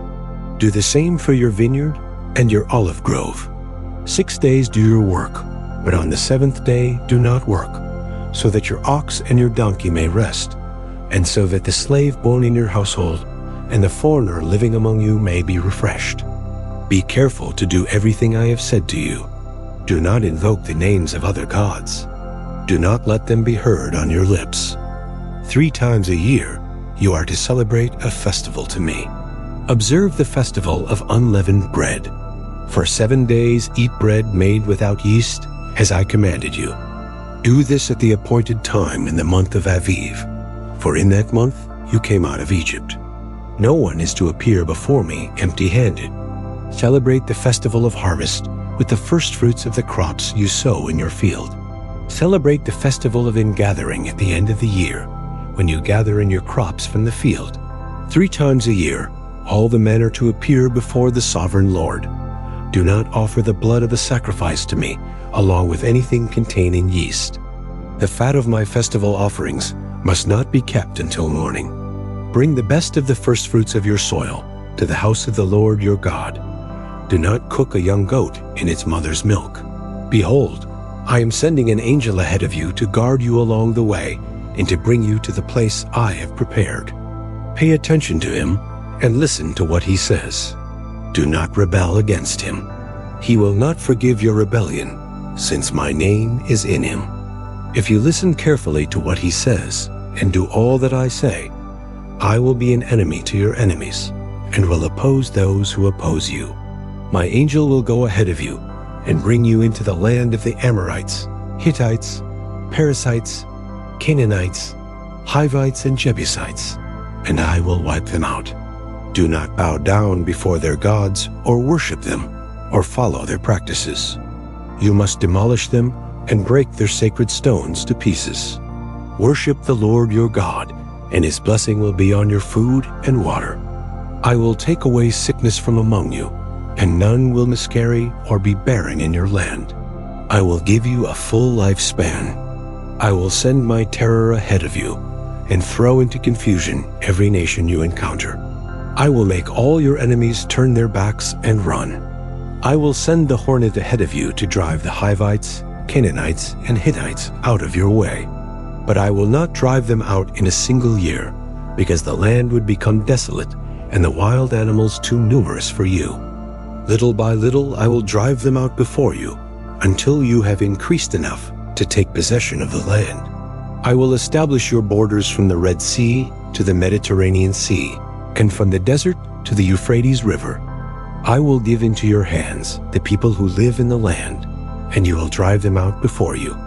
Do not make a covenant with them or with their gods. Do not let them live in your land, or they will cause you to sin against me, because the worship of their gods will certainly be a snare to you. The Lord said to Moses, "Come up to the Lord, you and Aaron, Nadab and Abihu, and 70 of the elders of Israel. You are to worship at a distance, but Moses alone is to approach the Lord. The others must not come near, and the people may not come up with him." When Moses went and told the people all the Lord's words and laws, they responded with one voice, "Everything the Lord has said we will do." Moses then wrote down everything the Lord had said. He got up early the next morning and built an altar at the foot of the mountain and set up 12 stone pillars representing the 12 tribes of Israel. Then he sent young Israelite men, and they offered burnt offerings and sacrificed young bulls as fellowship offerings to the Lord. Moses took half of the blood and put it in bowls, and the other half he splashed against the altar. Then he took the book of the covenant and read it to the people. They responded, "We will do everything the Lord has said. We will obey." Moses then took the blood, sprinkled it on the people, and said, "This is the blood of the covenant that the Lord has made with you, in accordance with all these words." Moses and Aaron, Nadab and Abihu, and the 70 elders of Israel went up and saw the God of Israel. Under his feet was something like a pavement made of lapis lazuli, as bright blue as the sky. But God did not raise his hand against these leaders of the Israelites. They saw God, and they ate and drank. The Lord said to Moses, "Come up to me on the mountain and stay here, and I will give you the tablets of stone with the law and commandments I have written for their instruction." Then Moses set out with Joshua his aide, and Moses went up on the mountain of God. He said to the elders, "Wait here for us until we come back to you. Aaron and Hur are with you, and anyone involved in a dispute can go to them." When Moses went up on the mountain, the cloud covered it, and the glory of the Lord settled on Mount Sinai. For 6 days the cloud covered the mountain, and on the 7th day the Lord called to Moses from within the cloud. To the Israelites, the glory of the Lord looked like a consuming fire on top of the mountain. Then Moses entered the cloud as he went on up the mountain, and he stayed on the mountain 40 days and 40 nights. The Lord said to Moses, "Tell the Israelites to bring me an offering. You are to receive the offering from me, from everyone whose heart prompts them to give. These are the offerings you are to receive from them: gold, silver, and bronze, blue, purple, and scarlet yarn, and fine linen, goat hair, ram skins dyed red, and another type of durable leather, acacia wood, olive oil for the light, spices for the anointing oil and for the fragrant incense, and onyx stones and other gems, to be mounted on the ephod and breastpiece. Then have them make a sanctuary for me, and I will dwell among them. Make this tabernacle and all its furnishings exactly like the pattern I will show you. Have them make an ark of acacia wood, 2.5 cubits long, 1.5 cubits wide, and 1.5 cubits high. Overlay it with pure gold, both inside and out, and make a gold molding around it. Cast 4 gold rings for it and fasten them to its 4 feet, with 2 rings on one side and 2 on the other. Then make poles of acacia wood and overlay them with gold. Insert the poles into the rings on the sides of the ark to carry it. The poles are to remain in the rings of this ark. They are not to be removed. Then put in the ark the tablets of the covenant law, which I will give you. Make an atonement cover of pure gold 2.5 cubits long and 1.5 cubits wide, and make 2 cherubim out of hammered gold at the ends of the cover. Make 1 cherub on one end and the second cherub on the other. Make the cherubim of one piece with the cover at the 2 ends. The cherubim are to have their wings spread upward, overshadowing the cover with them. The cherubim are to face each other, looking toward the cover. Place the cover on top of the ark and put in the ark the tablets of the covenant law that I will give you. There, above the cover between the 2 cherubim that are over the ark of the covenant law, I will meet with you and give you all my commands for the Israelites. Make a table of acacia wood, 2 cubits long, 1 cubit wide, and 1.5 cubits high. Overlay it with pure gold and make a gold molding around it. Also make around it a rim, a handbreadth wide, and put a gold molding on the rim. Make 4 gold rings for the table and fasten them to the 4 corners, where the 4 legs are. The rings are to be close to the rim to hold the poles used in carrying the table. Make the poles of acacia wood, overlay them with gold, and carry the table with them. And make its plates and dishes of pure gold, as well as its pitchers and bowls for the pouring out of offerings. Put the bread of the presence on this table, to be before me at all times. Make a lampstand of pure gold, hammer it out, base and shaft. Its flower-like cups, buds and blossoms shall be of one piece with it. 6 branches are to extend from the sides of the lampstand, 3 on one side and 3 on the other. Each branch is to have 3 cups shaped like almond flowers, each with buds and blossoms. On the lampstand itself, there are to be 4 cups shaped like almond flowers with buds and blossoms. 1 bud shall be under the first pair of branches extending from the lampstand, a second bud under the second pair, and a third bud under the third pair, 6 branches in all. The buds and branches shall all be of one piece with the lampstand, hammered out of pure gold. Then make it 7 lamps and set them up on it so that they light the space in front of it. Its wick trimmers and trays are to be of pure gold. Make the lampstand and all these accessories from 1 talent of pure gold. See that you make them according to the pattern shown you on the mountain. Make the tabernacle with 10 curtains of finely twisted linen and blue, purple and scarlet yarn, with cherubim woven into them by a skilled worker. All the curtains are to be the same size, 28 cubits long and 4 cubits wide. Join 5 of the curtains together and do the same with the other 5. Make loops of blue material along the edge of the end curtain in one set, and do the same with the end curtain in the other set. Make 50 loops on one curtain and 50 loops on the end curtain of the other set, with the loops opposite each other. Then make 50 gold clasps and use them to fasten the curtains together so that the tabernacle is a unit. Make curtains of goat hair for the tent over the tabernacle 11 altogether. All 11 curtains are to be the same size, 30 cubits long and 4 cubits wide. Join 5 of the curtains together into one set and the other 6 into another set. Fold the 6th curtain double at the front of the tent. Make 50 loops along the edge of the end curtain in one set, and also along the edge of the end curtain in the other set. Then make 50 bronze clasps and put them in the loops to fasten the tent together as a unit. As for the additional length of the tent curtains, the half curtain that is left over is to hang down at the rear of the tabernacle. The tent curtains will be a cubit longer on both sides. What is left will hang over the sides of the tabernacle so as to cover it. Make for the tent a covering of ram skins dyed red, and over that a covering of the other durable leather. Make upright frames of acacia wood for the tabernacle. Each frame is to be 10 cubits long and a cubit and a half wide, with 2 projections set parallel to each other. Make all the frames of the tabernacle in this way.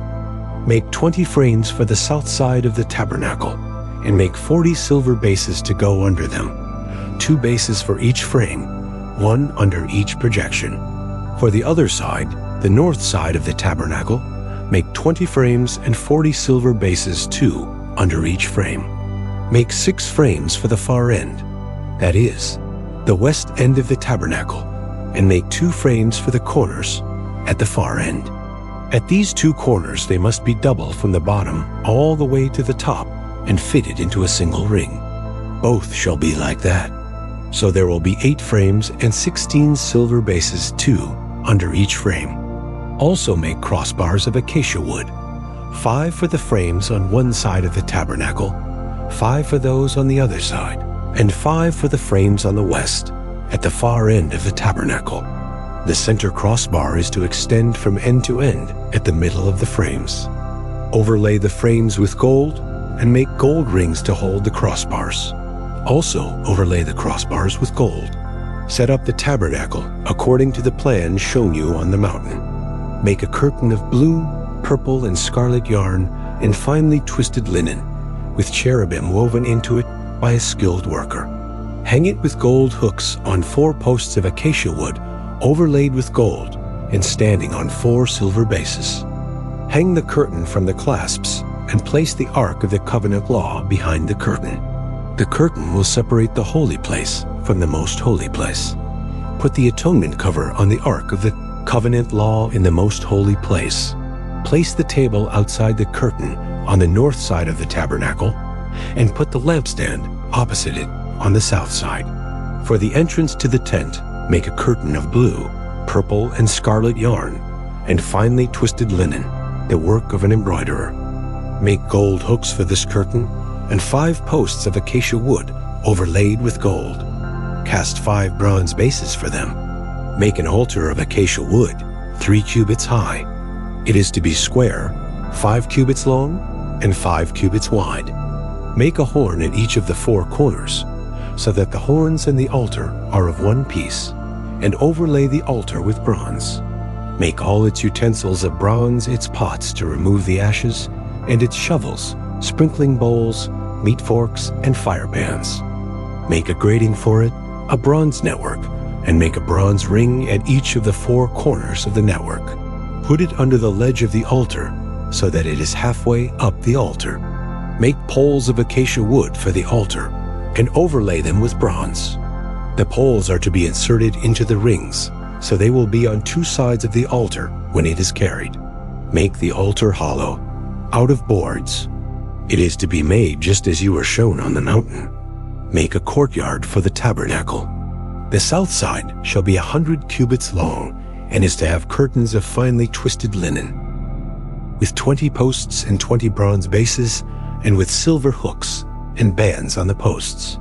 The north side shall also be 100 cubits long, and is to have curtains, with 20 posts and 20 bronze bases, and with silver hooks and bands on the posts.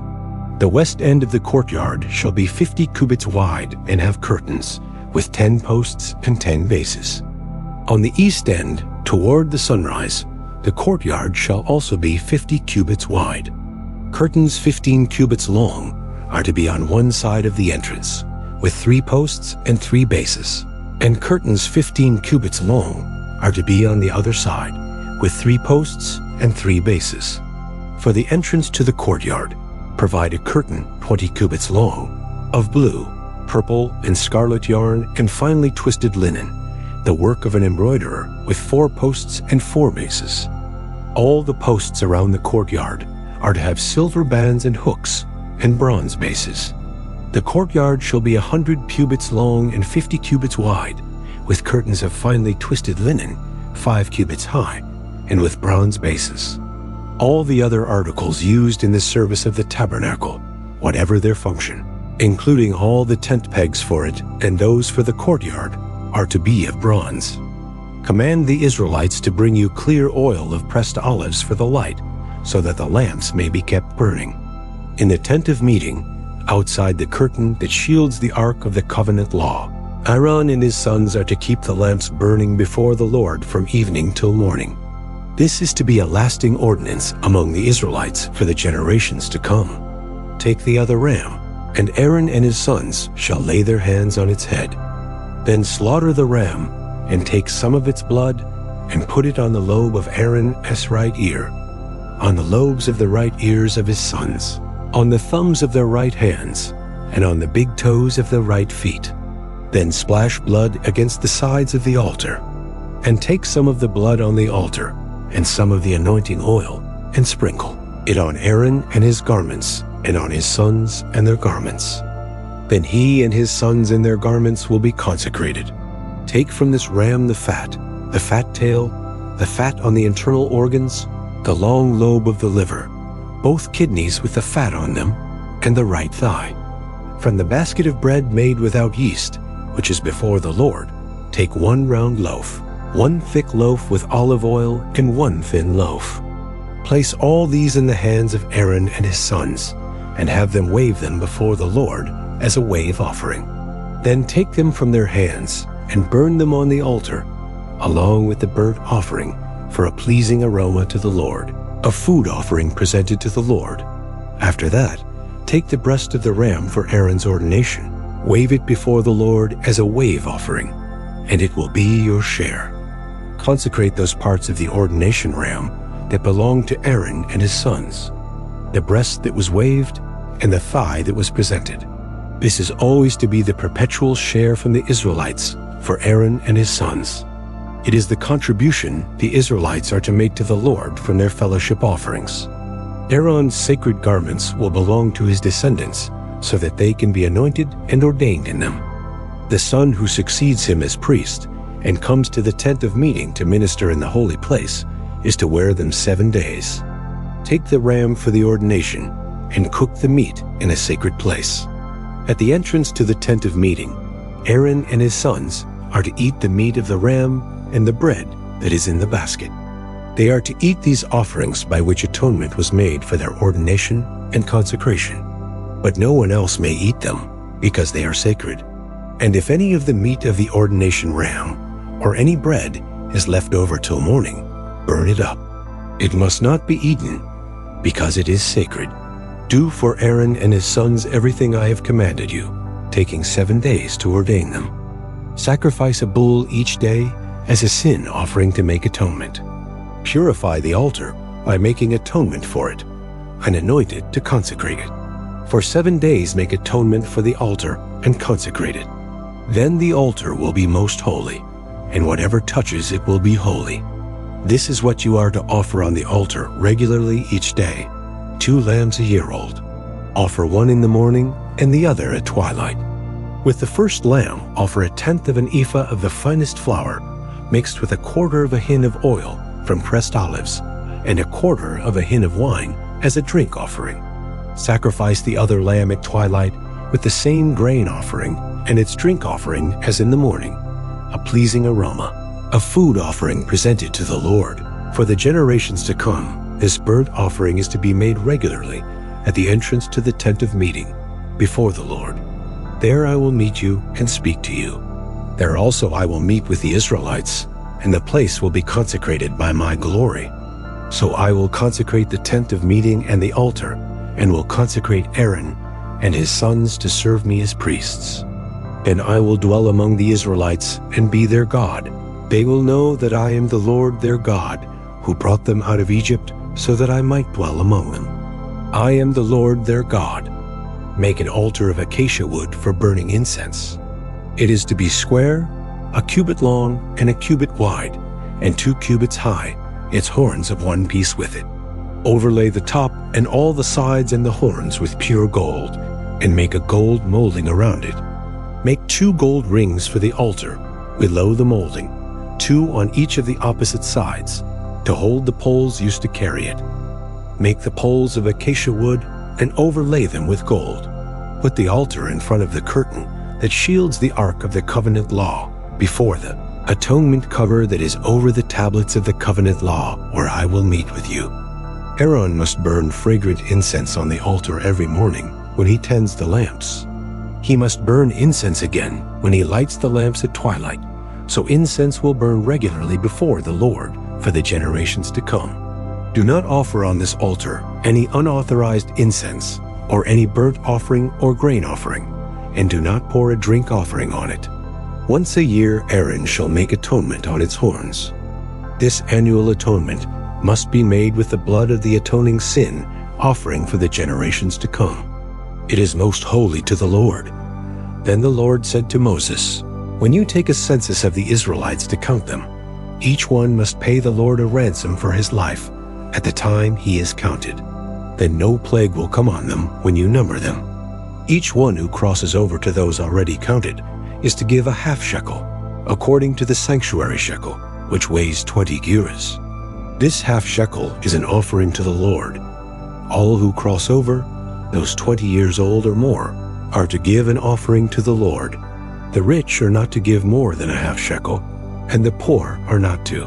Give less when you make the offering to the Lord to atone for your lives. Receive the atonement money from the Israelites and use it for the service of the tent of meeting. It will be a memorial for the Israelites before the Lord, making atonement for your lives."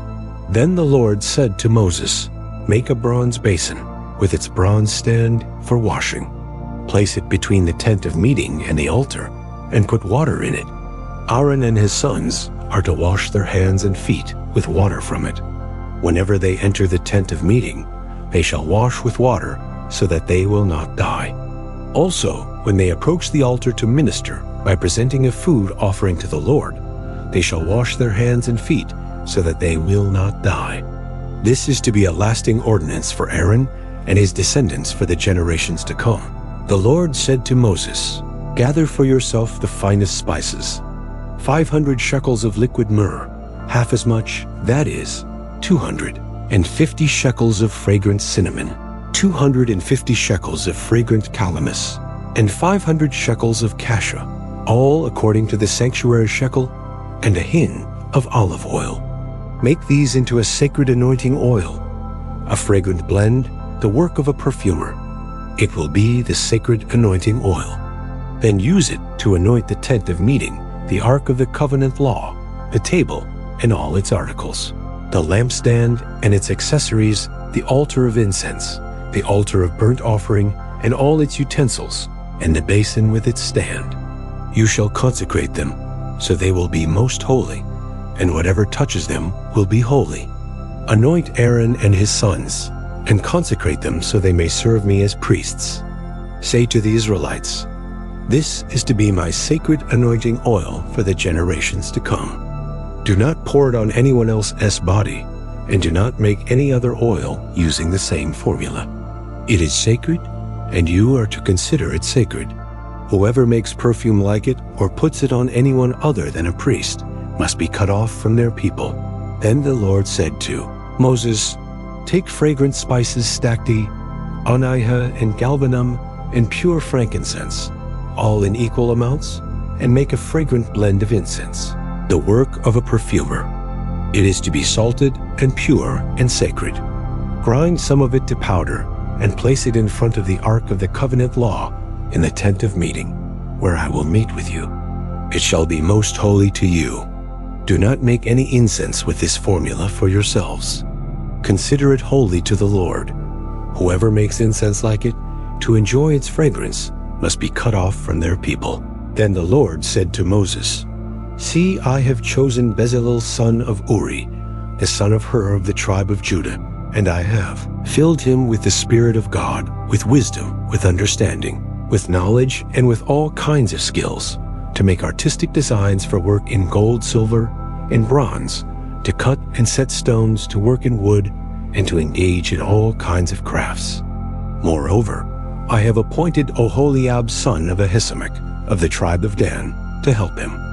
Also, I have given ability to all the skilled workers to make everything I have commanded you: the tent of meeting, the ark of the covenant law with the atonement cover on it, and all the other furnishings of the tent, the table and its articles, the pure gold lampstand and all its accessories, the altar of incense, the altar of burnt offering and all its utensils, the basin with its stand and also the woven garments, both the sacred garments for Aaron the priest, and the garments for his sons when they serve as priests, and the anointing oil and fragrant incense for the holy place. They are to make them just as I commanded you." Then the Lord said to Moses, "Say to the Israelites, 'You must observe my Sabbaths. This will be a sign between me and you for the generations to come, so you may know that I am the Lord who makes you holy. Observe the Sabbath, because it is holy to you. Anyone who desecrates it is to be put to death. Those who do any work on that day must be cut off from their people. For 6 days work is to be done, but the seventh day is a day of Sabbath rest, holy to the Lord. Whoever does any work on the Sabbath day is to be put to death. The Israelites are to observe the Sabbath, celebrating it for the generations to come as a lasting covenant. It will be a sign between me and the Israelites forever. For in 6 days the Lord made the heavens and the earth, and on the seventh day he rested and was refreshed." When the Lord finished speaking to Moses on Mount Sinai, he gave him the 2 tablets of the covenant law, the tablets of stone inscribed by the finger of God. When the people saw that Moses was so long in coming down from the mountain, they gathered around Aaron and said, "Come, make us gods who will go before us. As for this fellow Moses, who brought us up out of Egypt, we don't know what has happened to him."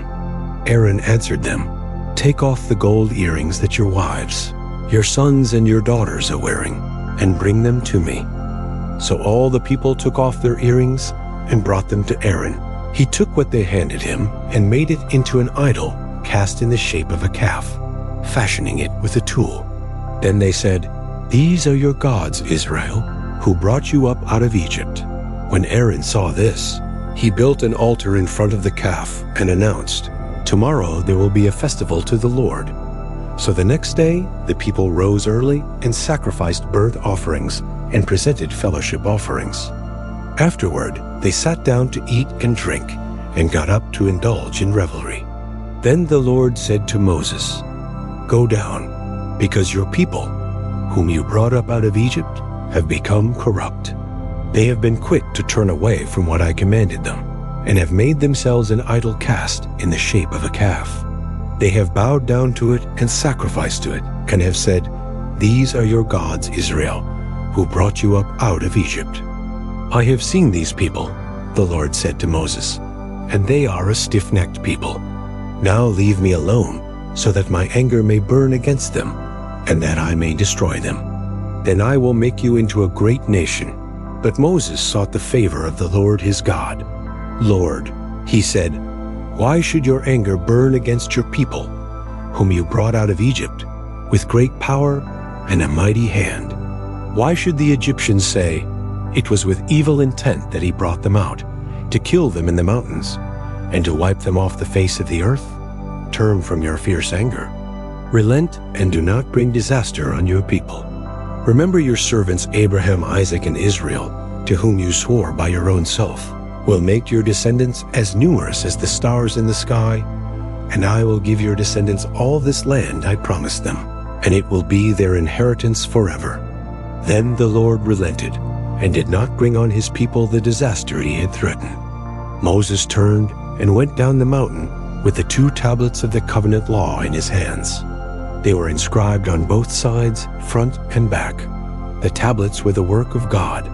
The writing was the writing of God, engraved on the tablets.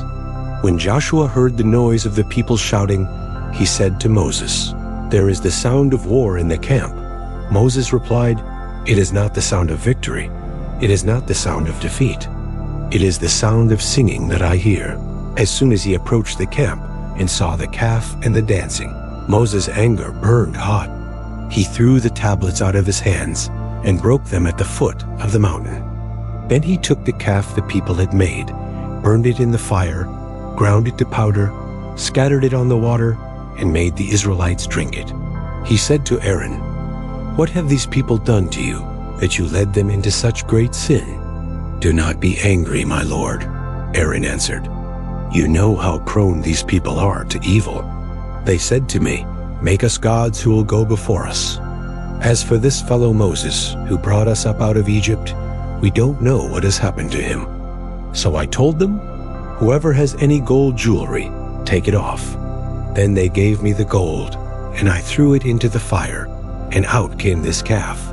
When Moses saw that the people were running wild, and that Aaron had let them get out of control, so that they had become a laughingstock to their enemies, he stood at the entrance to the camp and said, "Whoever is for the Lord, come to me." And all the Levites rallied to him.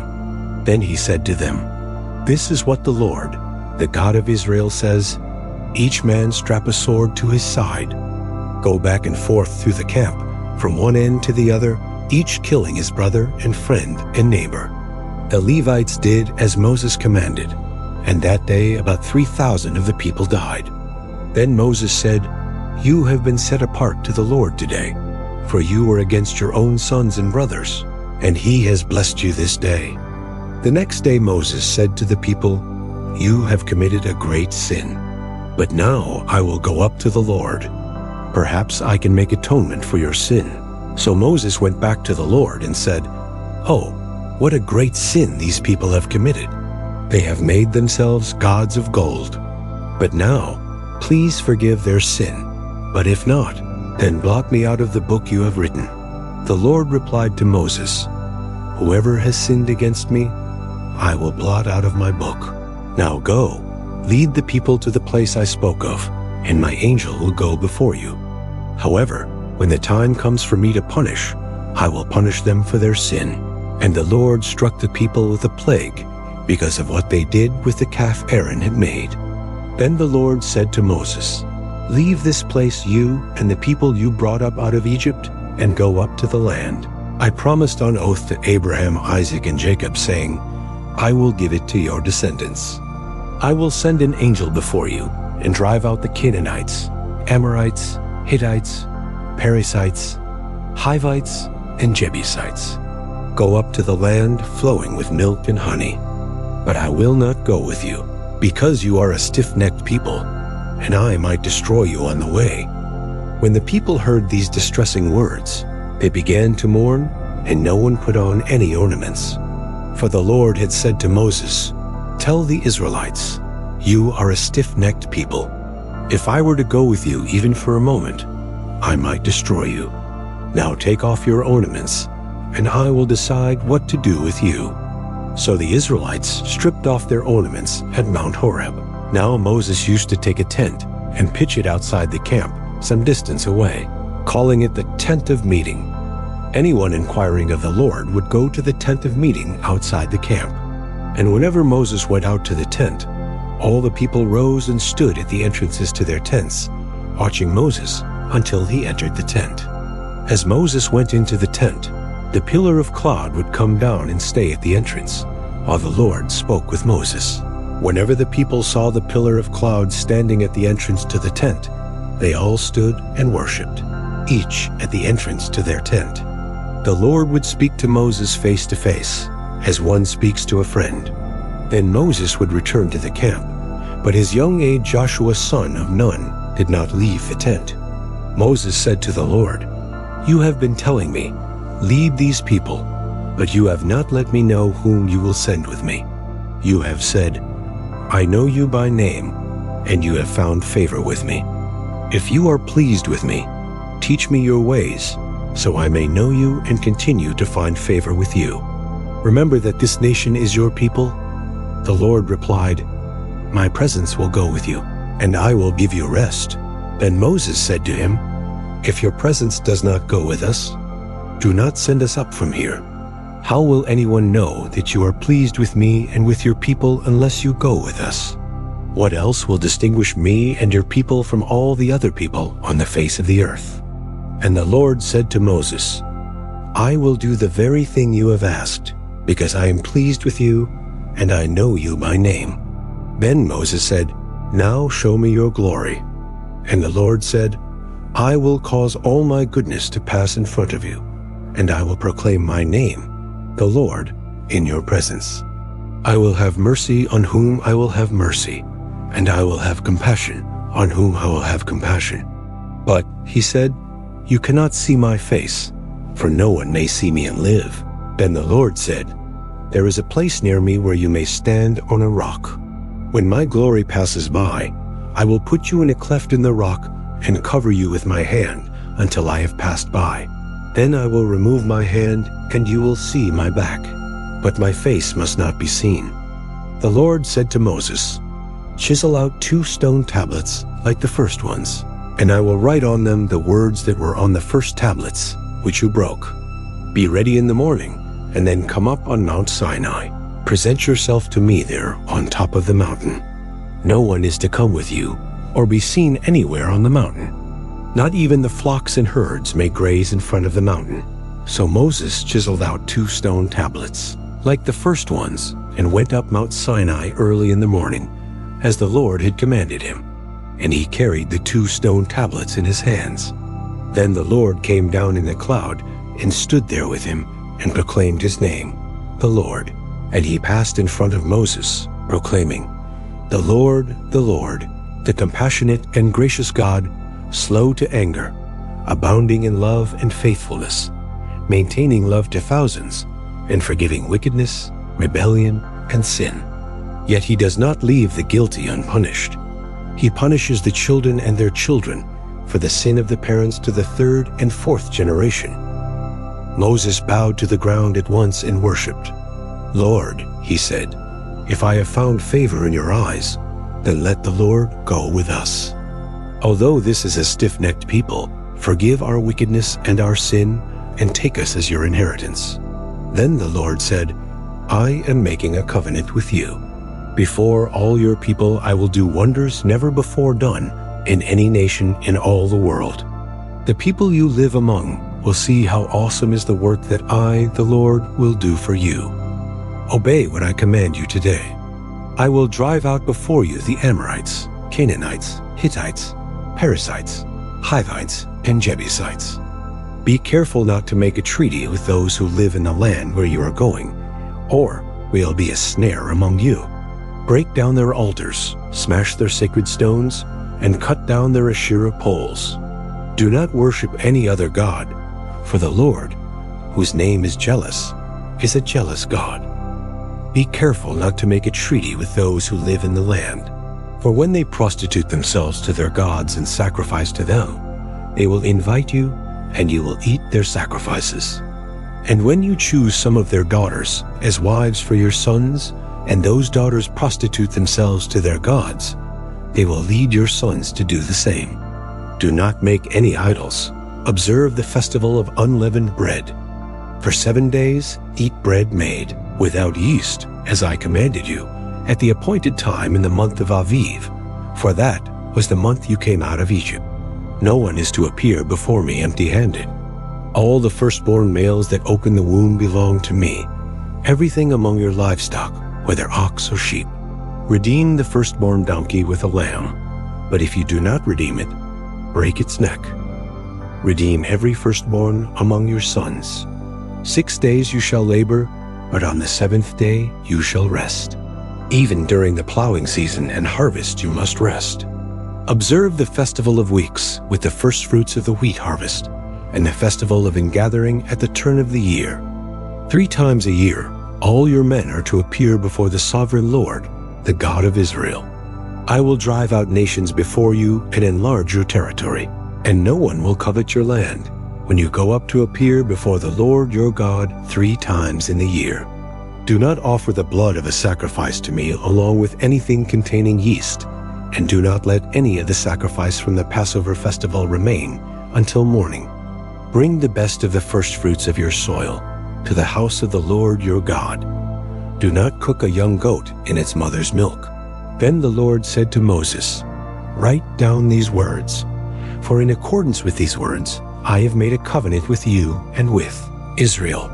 Moses was there with the Lord 40 days and 40 nights without eating bread or drinking water. And he wrote on the tablets the words of the covenant, the 10 commandments.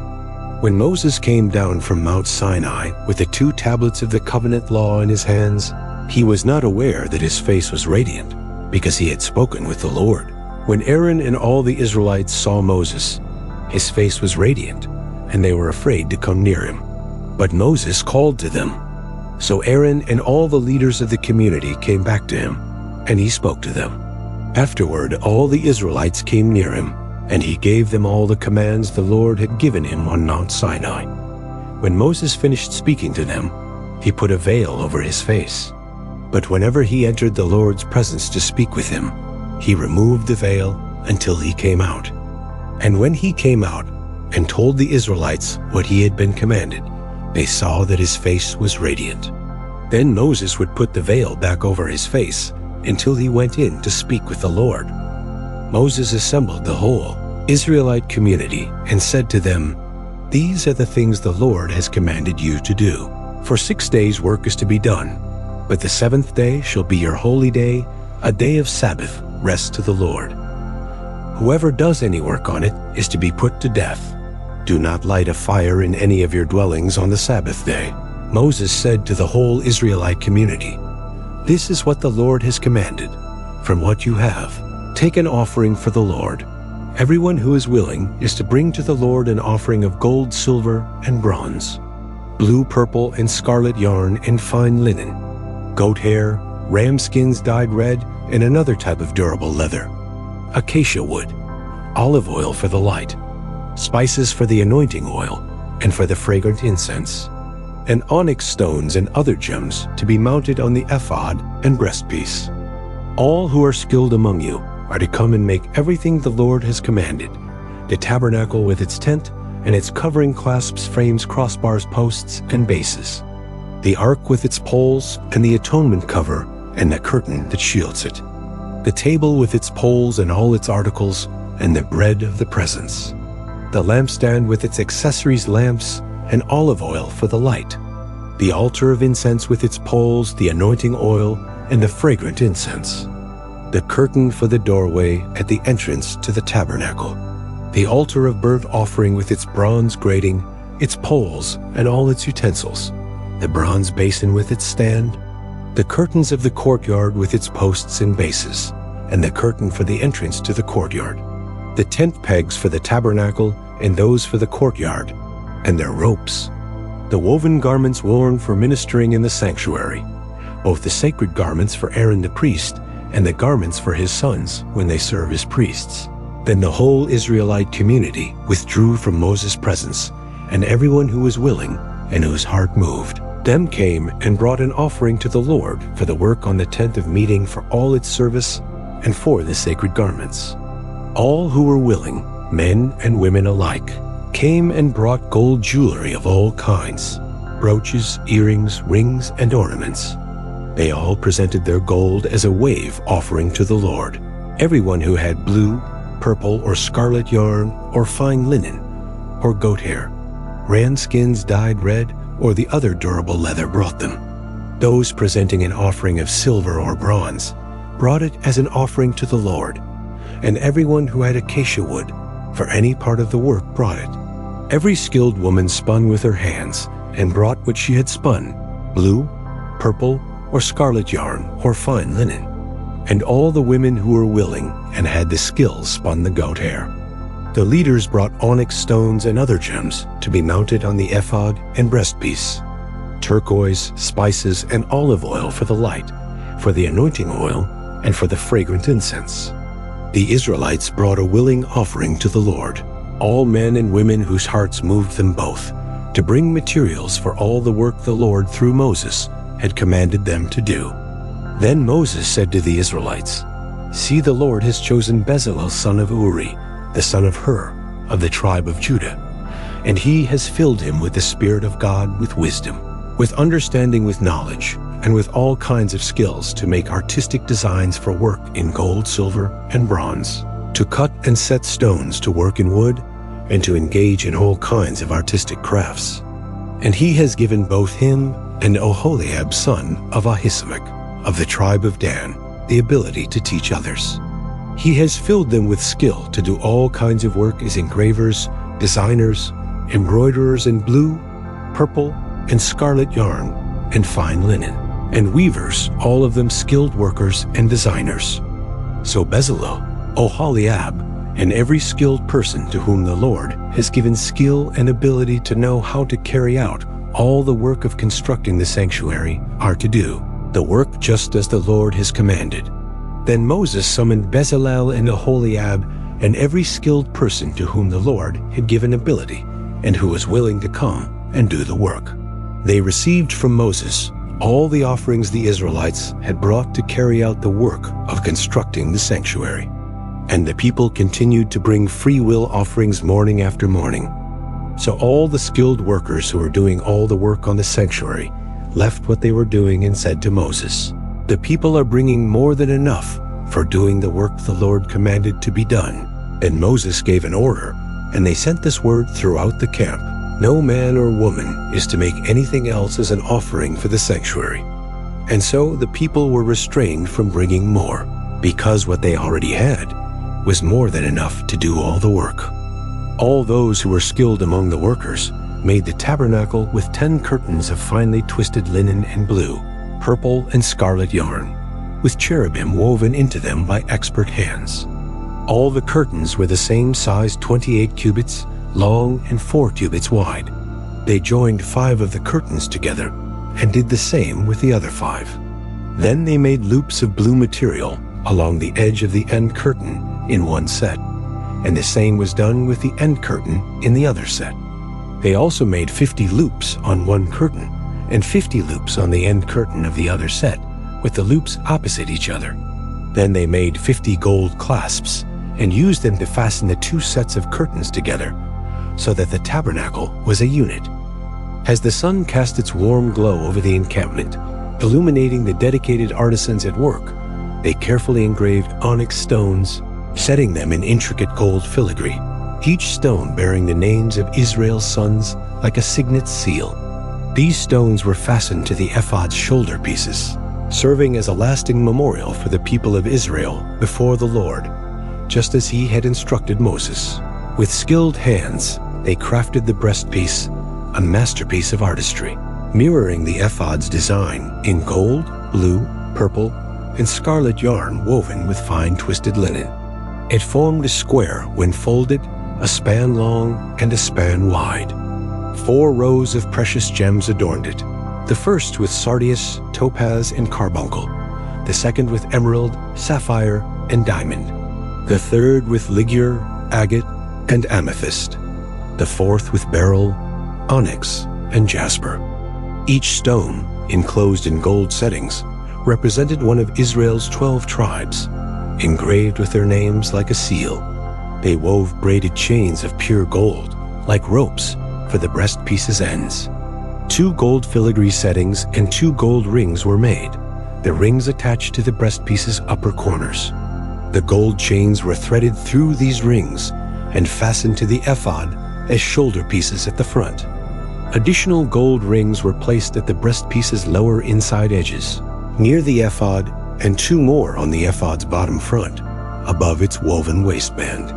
Using a blue cord, they tied the breastpiece's rings to the ephods, securing it firmly above the waistband so it would not shift, just as the Lord commanded Moses. Robe for the ephod was woven entirely in blue, with a central opening for the head, reinforced by a woven collar to prevent tearing. Around the hem, they attached pomegranates of blue, purple, and scarlet yarn, alternating with pure gold bells, a bell, and a pomegranate encircling the entire edge. This robe would be worn by Aaron as he served, its gentle chime announcing his movements in the holy place, ensuring his safety before the Lord, as commanded. They fashioned fine linen tunics of woven work for Aaron and his sons, along with a linen turban, ornate caps, and undergarments of fine twisted linen. The sash was embroidered with fine twisted linen, blue, purple, and scarlet yarn, all as the Lord directed Moses. A sacred plate of pure gold was made, engraved like a seal with "Holy to the Lord." It was attached to the turban's front with a blue cord to rest on Aaron's forehead, symbolizing the bearing of any guilt from sacred offerings, making them acceptable before the Lord. Thus, the entire work of the tabernacle, the tent of meeting, was completed. The Israelites had followed every instruction the Lord gave Moses precisely. With great care, they presented the tabernacle to Moses, the tent and all its furnishings, clasps, frames, crossbars, posts, and bases. The ram skins dyed red, the durable leather covering, and the shielding veil. The Ark of the Covenant Law with its poles and atonement cover. The table with its poles, utensils, and bread of the presence. The pure gold lampstand with its accessories and oil. The gold altar, anointing oil, fragrant incense, and entrance screen. The bronze altar with its grating poles and utensils. The basin and stand. The courtyard curtains with posts and bases, the entrance screen, ropes, and pegs. The woven garments for ministry in the sanctuary. The sacred clothes for Aaron the priest and for his sons to serve, according to all that the Lord commanded Moses. So the Israelites had done the work. When Moses inspected everything and saw that they had completed it, just as the Lord had directed, he blessed them. Then the Lord spoke to Moses, saying, "On the first day of the first month, set up the tabernacle, the tent of meeting. Place the Ark of the Covenant Law in it, and screen the Ark with the curtain. Bring in the table, and arrange what belongs on it. Then bring in the lampstand, and set up its lamps. Place the gold altar of incense in front of the Ark of the Covenant Law, and hang the curtain at the entrance to the tabernacle. Place the altar of burnt offering in front of the entrance to the tabernacle, the tent of meeting. Set the basin between the tent of meeting and the altar, and put water in it. Set up the courtyard around it, and put the curtain at the entrance to the courtyard. Take the anointing oil, and anoint the tabernacle and everything in it. Consecrate it and all its furnishings, and it will be holy. Then anoint the altar of burnt offering and all its utensils. Consecrate the altar, and it will be most holy. Anoint the basin and its stand, and consecrate them. Bring Aaron and his sons to the entrance to the tent of meeting, and wash them with water. Then dress Aaron in the sacred garments. Anoint him, and consecrate him so he may serve me as priest. Bring his sons and dress them in tunics. Anoint them just as you anointed their father, so they may serve me as priests. Their anointing will be to a priesthood that will continue throughout their generations. Moses did everything just as the Lord commanded him. So the tabernacle was set up on the first day of the first month in the second year. Moses set up the tabernacle. He laid its bases, set up its frames, inserted its crossbars, and set up its posts. He spread the tent over the tabernacle and put the covering over the tent, as the Lord commanded him. He took the tablets of the covenant law and placed them in the ark, inserted the poles on the ark, and put the atonement cover over it. Then he brought the ark into the tabernacle and hung the shielding curtain and screened the ark of the covenant law, as the Lord commanded him. He placed the table in the tent of meeting on the north side of the tabernacle, outside the curtain, and set out the bread on it before the Lord, as the Lord commanded him. He placed the lampstand in the tent of meeting opposite the table on the south side of the tabernacle, and set up the lamps before the Lord, as the Lord commanded him. Moses placed the gold altar in the tent of meeting in front of the curtain, and burned fragrant incense on it, as the Lord commanded him. Then he hung the curtain at the entrance to the tabernacle. He set the altar of burnt offering near the entrance to the tabernacle, the tent of meeting, and offered on it burnt offerings and grain offerings, as the Lord commanded him. He placed the basin between the tent of meeting and the altar, and put water in it for washing. And Moses and Aaron and his sons used it to wash their hands and feet. They washed whenever they entered the tent of meeting or approached the altar, as the Lord commanded Moses. Then he set up the courtyard around the tabernacle and altar, and put up the curtain at the entrance to the courtyard. And so Moses finished the work. Then the cloud covered the tent of meeting, and the glory of the Lord filled the tabernacle. Moses could not enter the tent of meeting because the cloud had settled on it, and the glory of the Lord filled the tabernacle. In all the travels of the Israelites, whenever the cloud lifted from above the tabernacle, they would set out. But if the cloud did not lift, they did not set out until the day it lifted. So the cloud of the Lord was over the tabernacle by day, and fire was in the cloud by night, in the sight of all the Israelites during all their travels. Let us step back to the time of pharaohs and plagues, as the Lord leads his chosen forth. As the glory of the Lord fills the tabernacle, and the cloud guides the way, so ends our tale of Exodus for today. May these ancient truths illuminate your path. If this stirred your spirit, like, subscribe, and keep watching our channel for more biblical adventures. Farewell until next time.